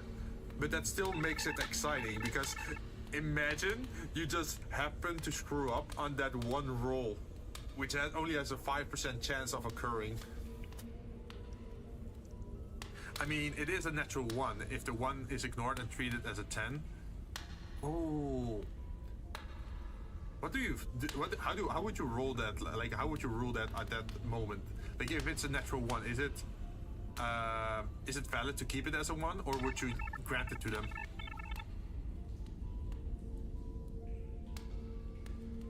Whenever you make an ability check that uses one of your skill or tool proficiency, you can treat a d20 roll of 9 or... Whenever you make an ability check that uses one of your skill or tool proficiencies, you can treat a d20 roll of 9 or lower as a 10. I don't believe that 1 skill checks are part of raw at all. No, they aren't. I'd say it's a 10 because that's what their ability states. Ah, okay. I can understand that. Hi, Aiko. Welcome back. How you doing? It's been a while. I also changed... there's another rule change that I did.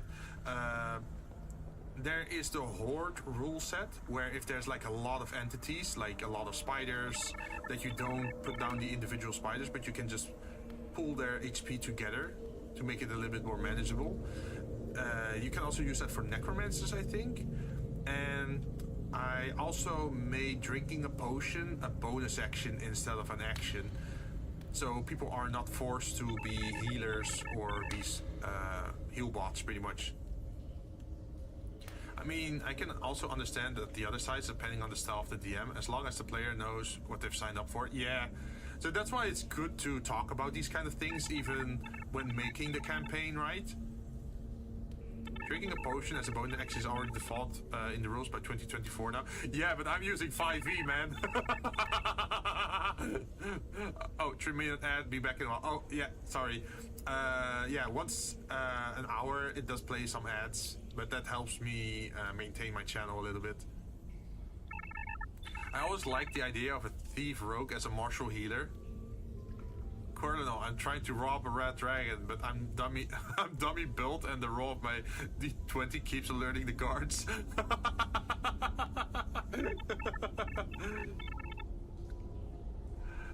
But yeah, I also ran that house rule for potions. So many people did that in 2024. Rules officially did it. That's a lot of 2024 changes, to be honest. Super common house rule that almost everyone used. Yeah, like I thought it was annoying that you had to forego your entire action just to drink a potion, and it only gives you like what, 1d12 plus something back, or like 1d6 depending on the potion size, right? But for a fighter, for example, or barbarian, just losing their action for a turn also like already matters so much in their like damage output for that one round. And I just think it's nicer because, hey, you can still do other interesting stuff. It's also that I was thinking of, if you're doing death saving rolls, you're still conscious.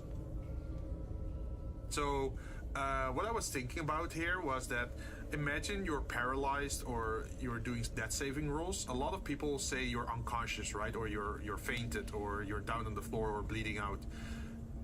I feel it would be sad if a person is just unconscious for like 3 rounds and dies and doesn't get any word out, right? I think it would be interesting if they're still conscious while they're bleeding out, because then they can still scream for help, or maybe they can still say something or have an emotional speech as they're bleeding out for like story purposes, right? It's just little things like that. Even like paralyzed, I feel like paralyzed should still allow a person to speak, right? Because maybe their like their arms and their legs are paralyzed, but hopefully not their mouth. Like, imagine someone turns a corner and he gets paralyzed and he falls to the ground, and then he just screams for the name of the monster so that the other people are at least alert that there is like a certain monster around the corner. It could still help the party in that sense, and they can even like scream for help, like get me the hell out of here.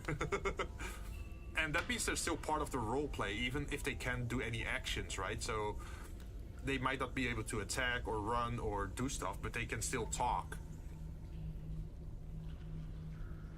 I do feel like some aspects of D&D make you a very passive component to the game. I experienced that in D&D, I think it's already 5 years ago. Yeah, I think it's 5 years ago, where I got stunned by mind flayer, I think, in the beginning of the battle, and I was playing a barbarian with, I think it was intelligence. Was it intelligence? I'm not sure, but I had to keep rolling to get out of that stun effect, and I kept failing for 5 turns. I did not have a lot of fun because all I could do was wait my turn and roll. I could do nothing because the DM decided that being paralyzed or stunned also meant that you couldn't talk. One house rule I use is, if you use an action to drink a healing potion, it's maximum rolled dice. Administering a potion requires a medicine check of DC 12 to roll max healing. Ooh.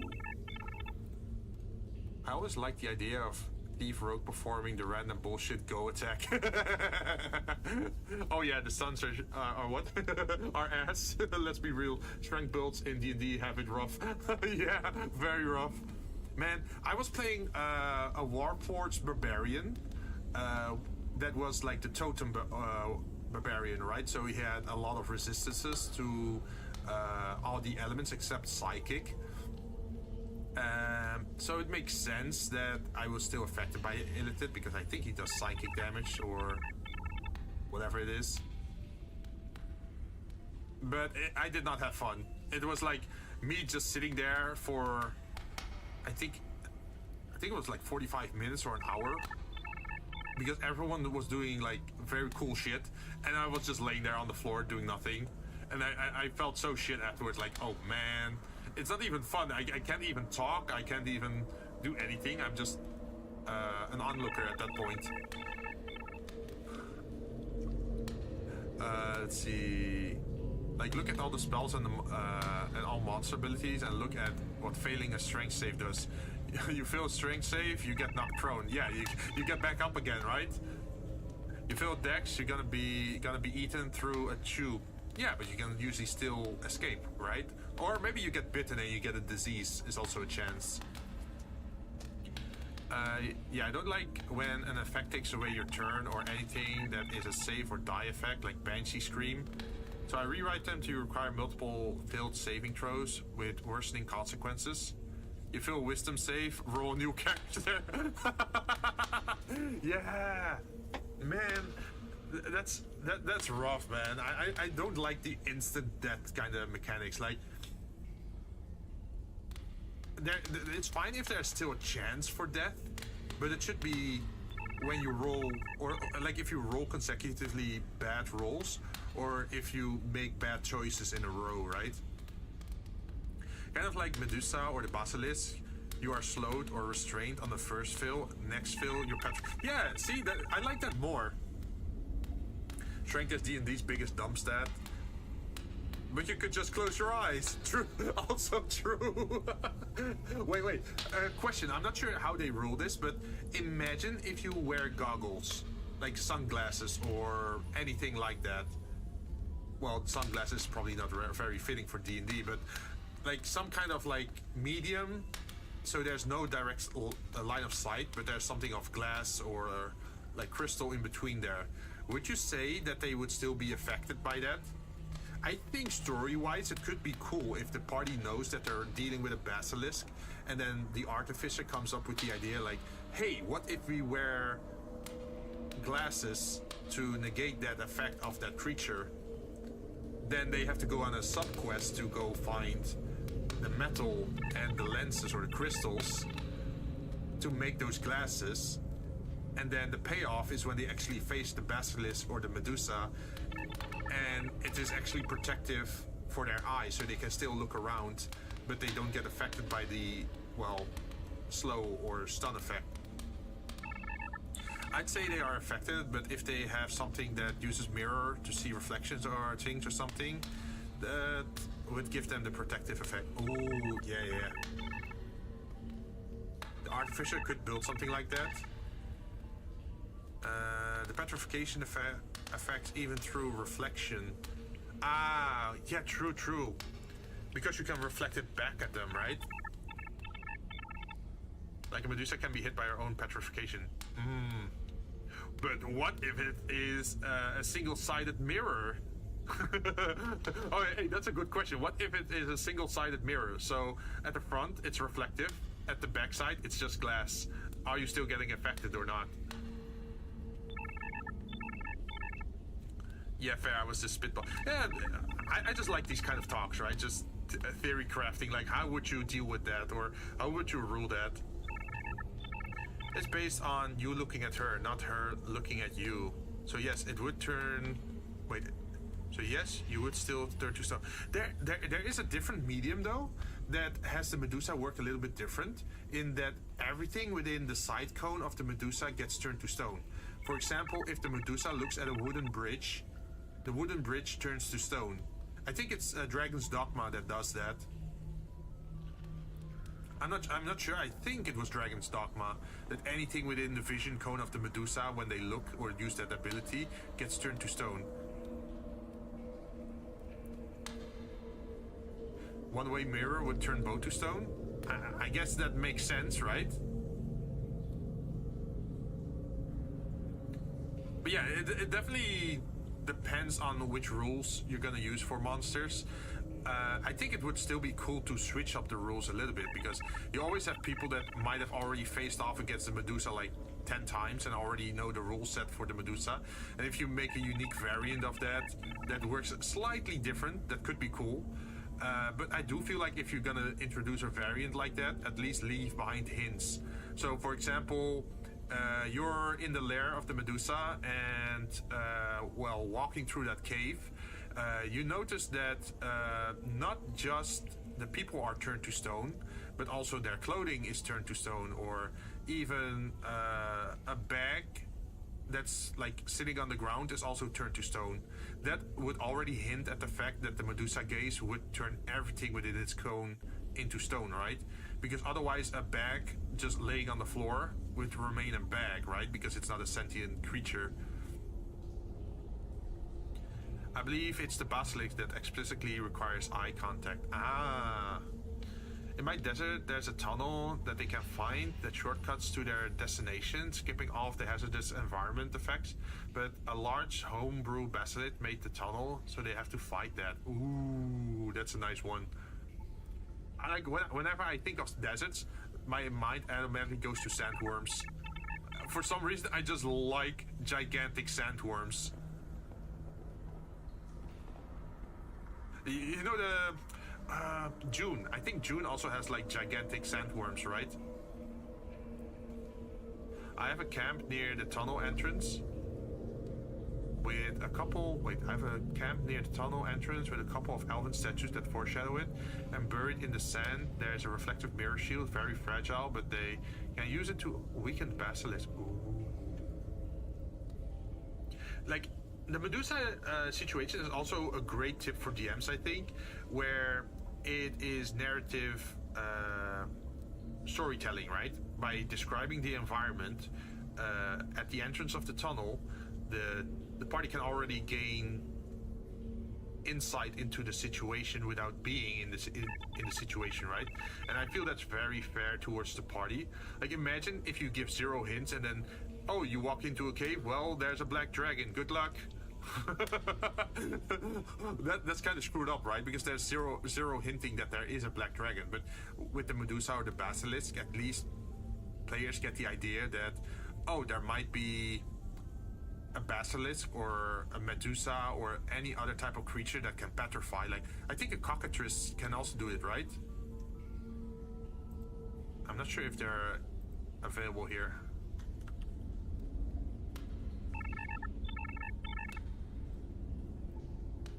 I thought it was a cockatrice. I'm not sure if it's vision based or something else. Bite. The target must succeed a DC 11 Constitution saving throw against being magically petrified on a failed. Okay, so they have to be bitten with a cockatrice. Just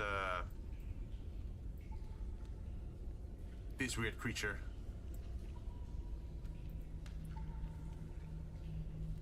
Yeah, and black dragons affect their lair in a very specific way, which can give hints. Yeah, see, that's what I like. Like, if a DM does the thing where they give hints in their descriptions, like, hey, these effects are in place, or this is what you see, or this is what you smell, or this is what you hear, and people can deduct from that. Wait, I thought the cockatrice was sight also? No, if you look at the page, it says bite. Yeah, it only has a bite.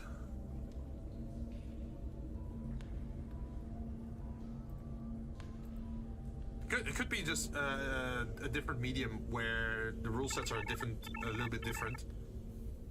Another great DM hint can be what you don't see or hear, etc., when someone should be there. Oh, yeah, that reminds me of, have you ever heard about that story about I think it was World War II, where planes were being sent out, and obviously during war they got shot at, right? So eventually those planes got back into the airfield, and then the engineers looked at those planes, and what they saw is that some areas had a lot of bullet holes in there. So they thought like, hey, those are weak points because the bullets are actually passing through there. So we have to reinforce that. That's what you would think, right? But no, it's actually not a point you have to reinforce because it still came back. So it didn't matter that a bullet passed through the plane there, through its wing, because the airplane still came back to the airfield. What you should be worrying about is the parts that didn't get hit and the planes that didn't come back, because if the bullet hit that exact area in the airplane, then it would fall out of the sky, right? So you actually have to reinforce the bits of the airplane that didn't make it back, or well, the parts that didn't get damaged on that airplane. It's like the reverse psychology kind of thing. And that's the story that I heard, that sometimes the solution is the exact opposite, because you also have to see, you have to also see what isn't shown. Yeah, that. Like sometimes it's a little bit different than what you expect. Although would you be able to give an example for D&D where a situation like that would occur? Are you talking, oh wait, maybe I have a good example.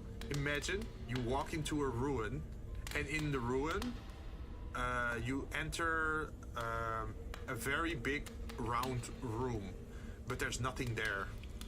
Are you gonna venture inward?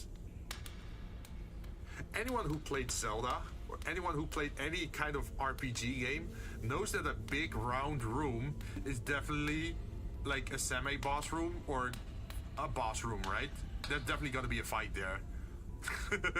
So not seeing the boss there probably means it's hiding maybe on the ceiling, or maybe it's gonna burst through the floor, or maybe it's coming from the side, maybe it's hanging above the door like a spider. The moment you enter, it's gonna web sticky you or something, who knows. But that should already give warning signs, right? Because there's a suspicious area, there's like a big open room, but the boss isn't there. So where could he be? And then people can use like, what's that sense of the paladin again? Sense evil? Well, for example, black dragons don't like anything living in their domain, so one of the hints you can give is that there is a distinct lack of any signs of wildlife. No birds, no skittering, no cricket. Oh, good point. Like, I'll be honest, like, I have never ran a dragon in Dungeons and Dragons, because the one time that I was a DM, we didn't get further than, what was it? We did goblins, orcs, and kobolds. There was an encounter with a purple worm, but that was just a runaway situation.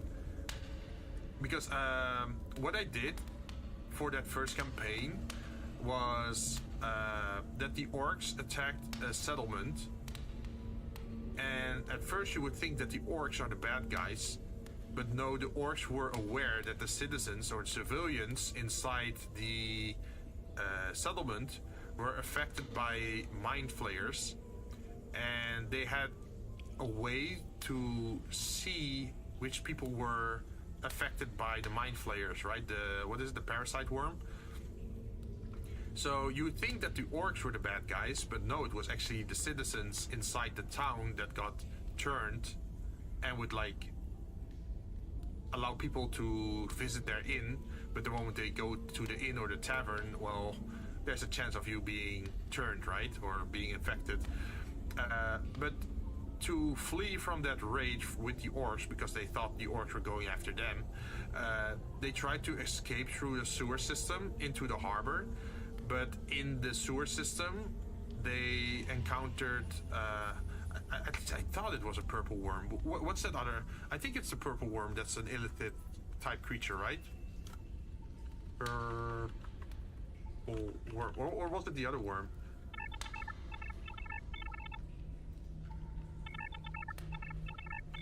Let's see.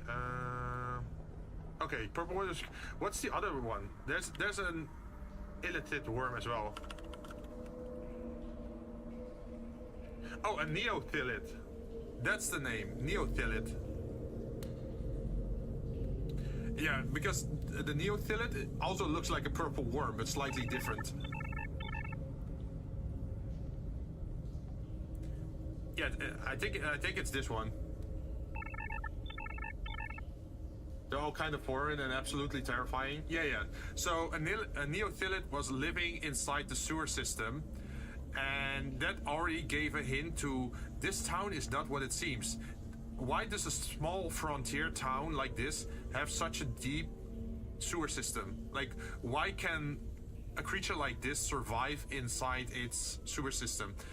Normally, the sewer system would be built for, I don't know, maybe a big city, right? But not a small frontier town. So that was already like a misplacement of expectations, because they think like, wait, why is this town so small but still has this big of a sewer system? And why is this thing inside it? But they couldn't stay because they had to flee to the harbor to get on the ship to flee town, right? Because, hey, orc attack. But it does give a reason for them to come back to the town eventually, to go check out what happened there. Or maybe they can encounter the orcs someday and they realize what the situation is in that beginner town. And then they realize, oh shit, there are mind flayers in there, and then they can come back and take out the neothylid that they encountered on the very first session. Like, they definitely didn't, shouldn't be fighting that neothylid. The only thing they had to do is run. Because in the first 2 turns, that thing was still eating orcs.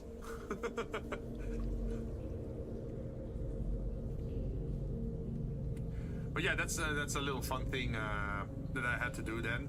So I did have mind flayers there, but they weren't like actually being fought against. It was mostly the orcs, the goblins, and the kobolds.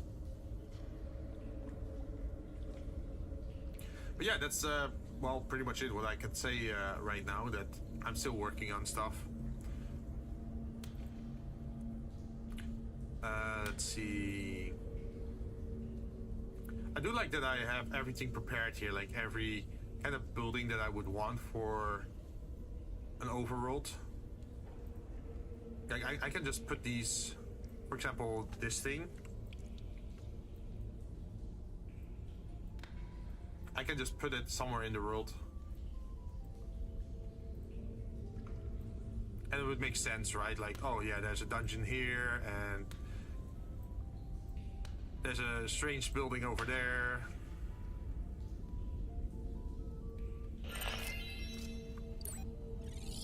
Oh, thanks for the follow.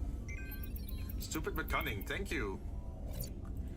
And we also got the somewhat bigger locations. Where is it?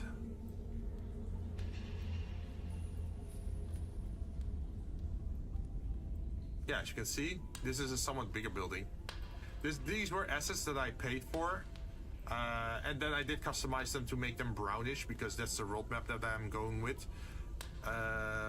Let's see, do I have an image that I could show you guys of the outline of the roadmap without spoiling people inside the campaign? Because hey, it's still a hex scroll, right?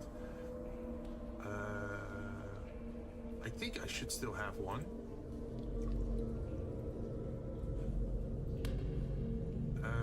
Where is it? Dungeons and Dragons roadmap.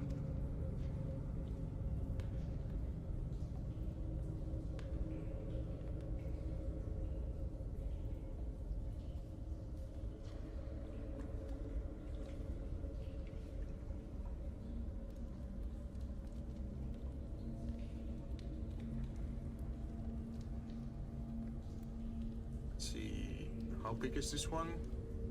That's way too big. 3000 pixels is still pretty big. Okay, so this is the map without detail, and you can only see a part of it. As you can see,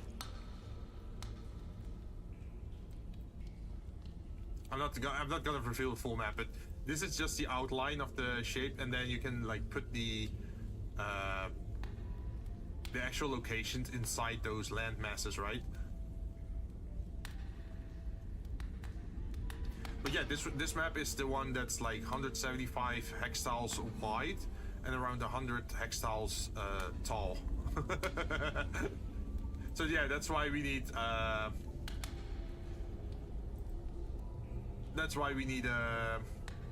do you call it? Some kind of faster transportation, like the airships or the maybe like a teleporting crystal checkpoint thing. Although I do feel like this is something that I hate that happens a lot in anime, is that they have the teleport crystals right in the center of town. I hate that. Imagine if there's an enemy force that wants to invade your town. Do you really want a teleport crystal in your town center? Because people are gonna use that to invade your city or town, right? It would make more sense if it was outside your city walls or even quite a distance away from it. So if it's ever used in an offensive way, they're still far away from your settlement. At least that's how I think about it. I saw it in what was it? Well, Sword Art Online isn't pretty much a video game anyway, so probably no invasion there, but it really depends on how secure the teleports are. True. But it's just something that bothered me, that I think it would be more cool, or like it would be more interesting if the shrines or the teleport shrines would be lost to mankind. So they're like in the middle of the forest, or maybe they're overgrown, or maybe they have runes on them that people don't understand, so they don't know how to use them. And then the party can, for example, if they have a dwarf in them that can read the language of the, what is it, like the stone cutting, they have a passive for that, right? That they can read like stonework, that they can deduct like, oh, this is elvish architecture or something, or this is ancient or elemental or something like that. And then during the story, that they can find a way, or maybe they find the spell, or they find some object that allows them to make use of those ancient shrines that everyone thought were just ruins and nobody cares about anymore. So it's like a advantage that the party has over the enemy, for example, that they could still teleport across the map because they figured out how to do it, but it's not a well-known thing. So other people inside the world would not know about it. They think it's just an old elvish ruin or something. I think that would be cool. Because if everyone knows about it, it would totally ruin the economy as well. Like imagine merchants or nomadic traders. They just wouldn't exist.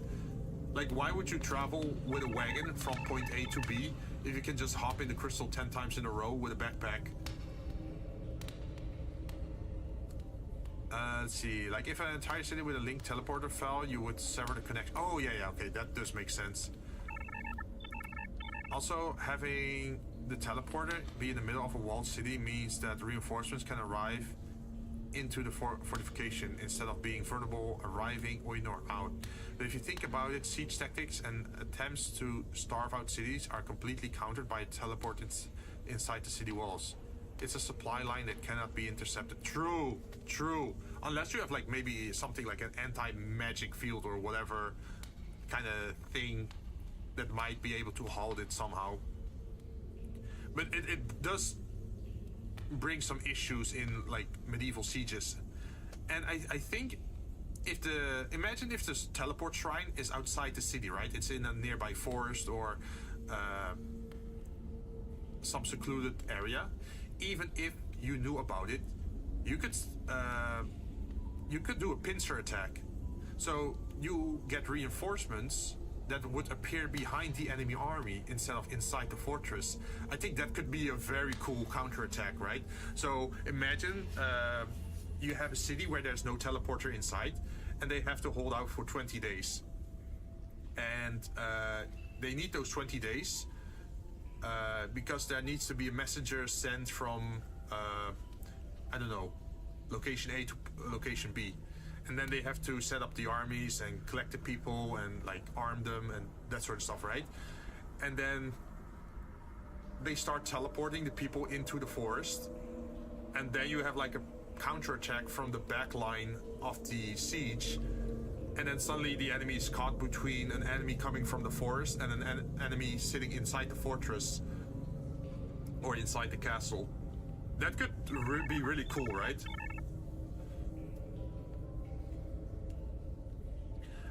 Let's see. So it makes a lot more sense than you would first think. I kind of get what you mean. Allowing instant access to a major location as a technology, teleport crystals seems rather open source. Probably not, as teleporters are huge tactical advantages. Any siege would want to focus on that just as much as they would want to focus on the gates. They wouldn't go over. Yeah, true, but it also depends if it's public knowledge, right? Like in the earlier situation where I said that only the party knows about the shrine or it actually being a working teleporter, then the enemy army would not care because they think this is just a ruin. Nobody cares about that stuff, right? But if it's public knowledge that it's a teleporter and it's used by farmers, by traders, by anyone and their sister and their brother and their mother and their grandpa or whatever, yeah, okay, you're definitely gonna demolish that thing. Oh yeah, if it's unknown, it's a brilliant ambush. Yeah. So that's why I feel like keeping it sort of like a secret could be like a nice build-up thing, and then it allows the party to do a cool thing. Because otherwise any military would immediately build like a barricade around the teleporter so that anyone that spawns in automatically gets shot. Like imagine just wooden walls around the teleporter crystal so that anyone that teleports in would immediately get checked or be imprisoned.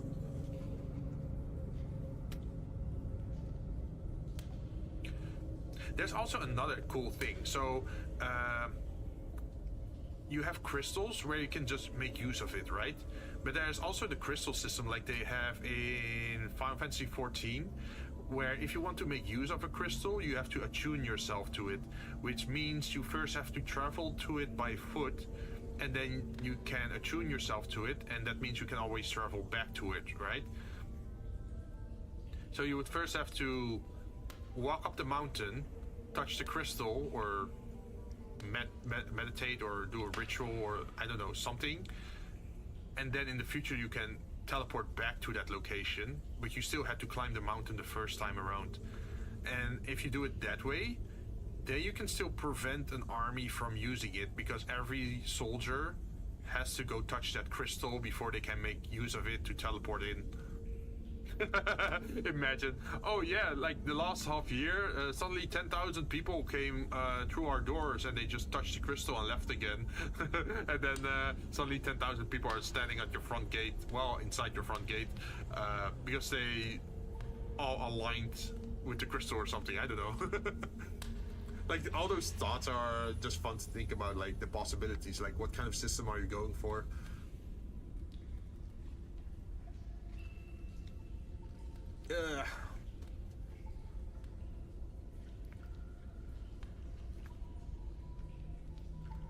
But yeah, at the moment I'm still working on the D&D campaign, and well, I'm definitely not a fast worker.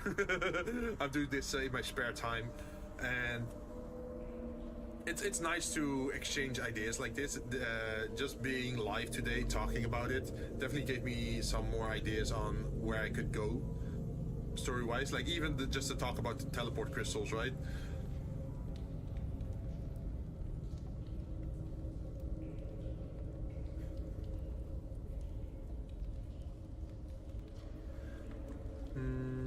Let's see. I would say that D&D's teleportation circle is definitely don't put it in the middle of town scenario. Back, sorry, I had to step away to help. No problem, man. Thanks for coming back. Since that stuff is very open source. Oh, yeah. Also, I think I once saw a druid use a spell. I think it was Critical Role. Like, some people might hate me for saying Critical Role, but I think someone used a tree to teleport. I'm not sure what that was about. Like, I never played druid myself, so I'm not sure if that's a decent spell or an existing spell or a homebrew thing. Let's see. Druid, teleport, freeze. Some people will do here critical role and think fake fan detected. For me, it was actually the other way around. So people invited me into D&D and I played a little bit, and then I found critical role and I just got curious, and I only watched I did still watch like 20 or 30 episodes, I think, but I didn't watch till the end. But it was still a nice way to look at D&D. Like, or their version of D&D, right?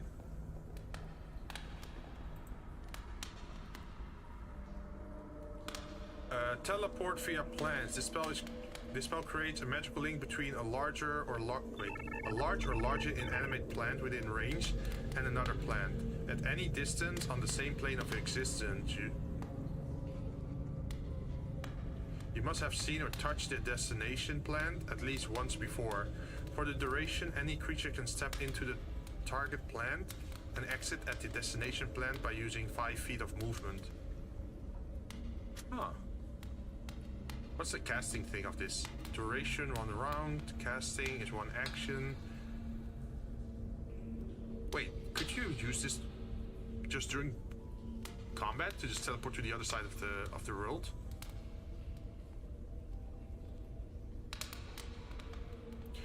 I watched a handful of episodes, but I didn't have the time to really watch all of it. Ooh. Yeah, anyone who hears that someone learned of D&D through insert medium here and think fake fan are gatekeepers and not the kind of people good for the game. Yeah, true. Like, there's also rules as intended and rules as written, right? I know there's like a difference about it, and there's also like definitely lawyers about that. But I feel at the end of the day, it's most important to just have fun with people, right? Like, if I can make it more fun for the players by taking some things less serious or letting them get away with something once, I feel like that's still valid, right? Transport via plants is kind of wild. Yeah, I mean, if I'm reading this, it's not even a ritual or something that takes a long time. Like, you can use transport via plants just in the middle of combat and just teleport to the other side of the world from the sound of it, right? If I understand correctly. It is a superior teleportation circle. Yeah, I'm trying to read it again just to see if there's any problem with that. Yes, you can do. That's so broken, though. Oh, wait, but the duration is 1 round, so the enemy could follow you into the plant if they really wanted to chase you down. I also don't see any size limitation, I think. So does that mean that a dragon could follow you through a plant and show up on the other side of the world? For the duration, any creature can step into the target. Yeah, they say any creature. They're not saying that there is a size limitation. So I guess it's like a wormhole or a black hole that you just, no matter what size you are, you can just enter it. Imagine transport by plants and you just suddenly have like storm giants walking inside your town because you touched a house plant before. Like some kind of plant in the front yard.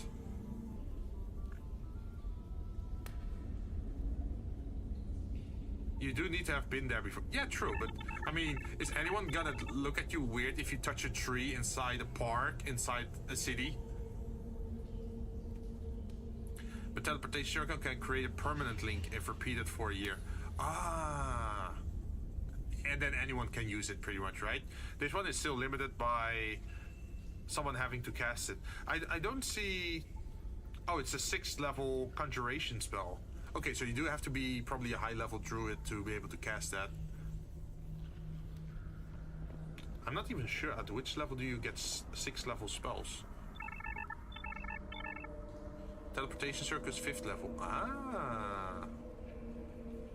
Also, I don't see that you're using up any materials with this one, so it is only V and S, so that's somatic, right?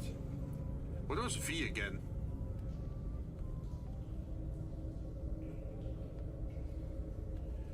It is basically a teleportation. Oh, verbal and somatic. So you have to wave your hands and speak something. So if you're muted or restrained, then you can do it. Okay. It's basically teleportation circle, except you can do it with any plant you've seen instead of a permanent circle. There's a casting time of 1 action, and you don't need expensive glitter to to cast it. The only downside is that it's a level higher than teleportation circle, and it's druid only. Oh yeah. But still, if you have a druid in the party that can cast this, that's really strong. Like, this is a get out of jail card, pretty much. Like, if you're fighting something dangerous, and you prepare this thing, you can just run out, pretty much.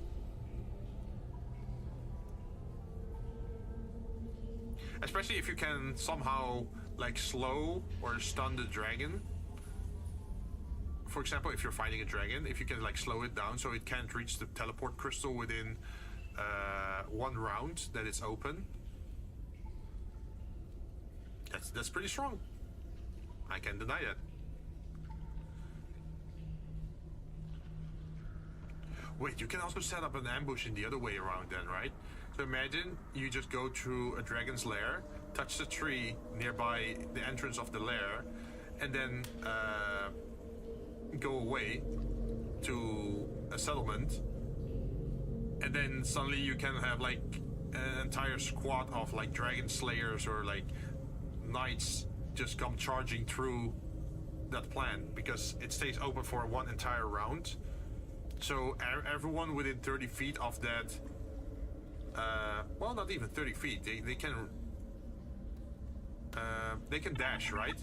So that means everyone within 60 feet of that portal could, in theory, run through that portal within 1 round, right? DM starts favoring barren rooms of stone as boss rooms.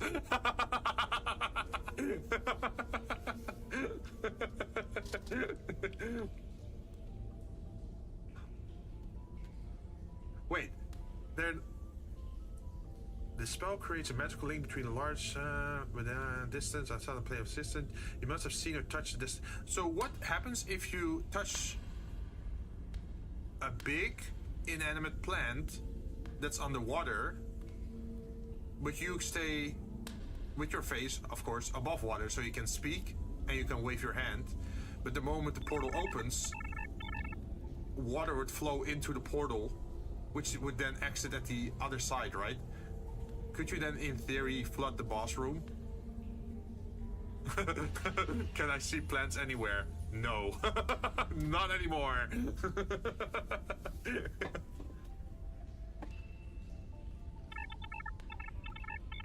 Well, it depends on the DM ruling. It'd be a rule cool scenario. Yeah, like I think if it happens once or twice, I might allow it, because it's like an ace up your sleeve, right? But if they use it for every battle, I would say no.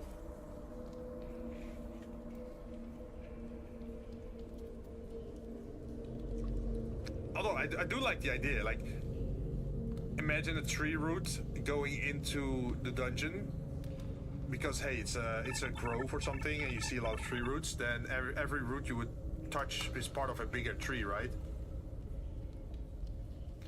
Rod only allows creatures to spend 5 feet to travel through it, rather than creating a funnel. Ah, true. But if it seemed epic, why not? Yeah. I would let them get away with it at least once. Just because it's funny to flood the entire boss room. Do you have any idea how long I'll have to mop the floor to get all this water out?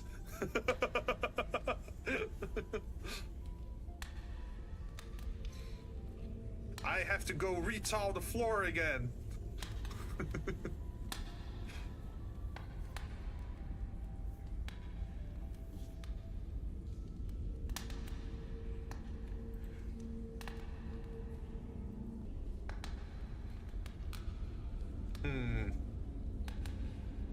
I wonder. No, it has to be the same plane of existence, right? So you probably couldn't make it portal to hell or the elemental plane. Yeah, you couldn't be able to, you shouldn't be able to do that.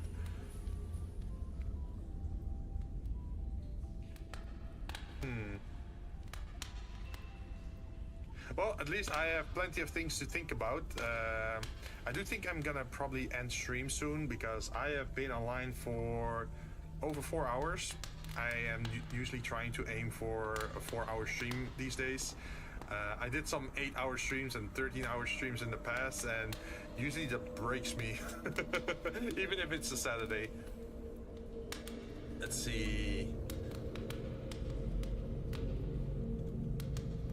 But I do think I should do this more often, like do frequent updates of my progress in setting up the campaign, and definitely also do the session 0 maybe as a stream, so we can like talk about what we want. Although maybe session 0 could also be interesting to hold it offline so that we're not spoiling anything to viewers, right? I'm gonna have to think about that one. But yeah, thanks for dropping by, thanks for following. I'm gonna look around if anyone else is streaming at this point.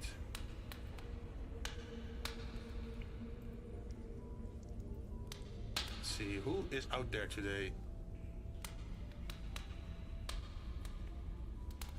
This is actually the first time that I'm using the D&D tag on Twitch as well, so I'm not super familiar with people playing D&D on Twitch's side.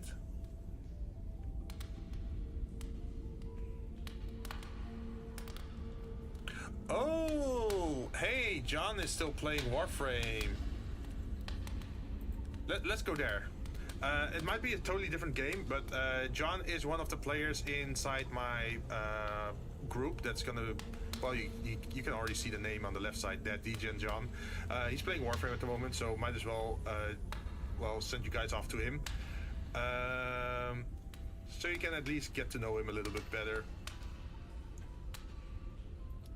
Alright, I'm gonna start the raid now, and I wish you all a good night. I am gonna head off now.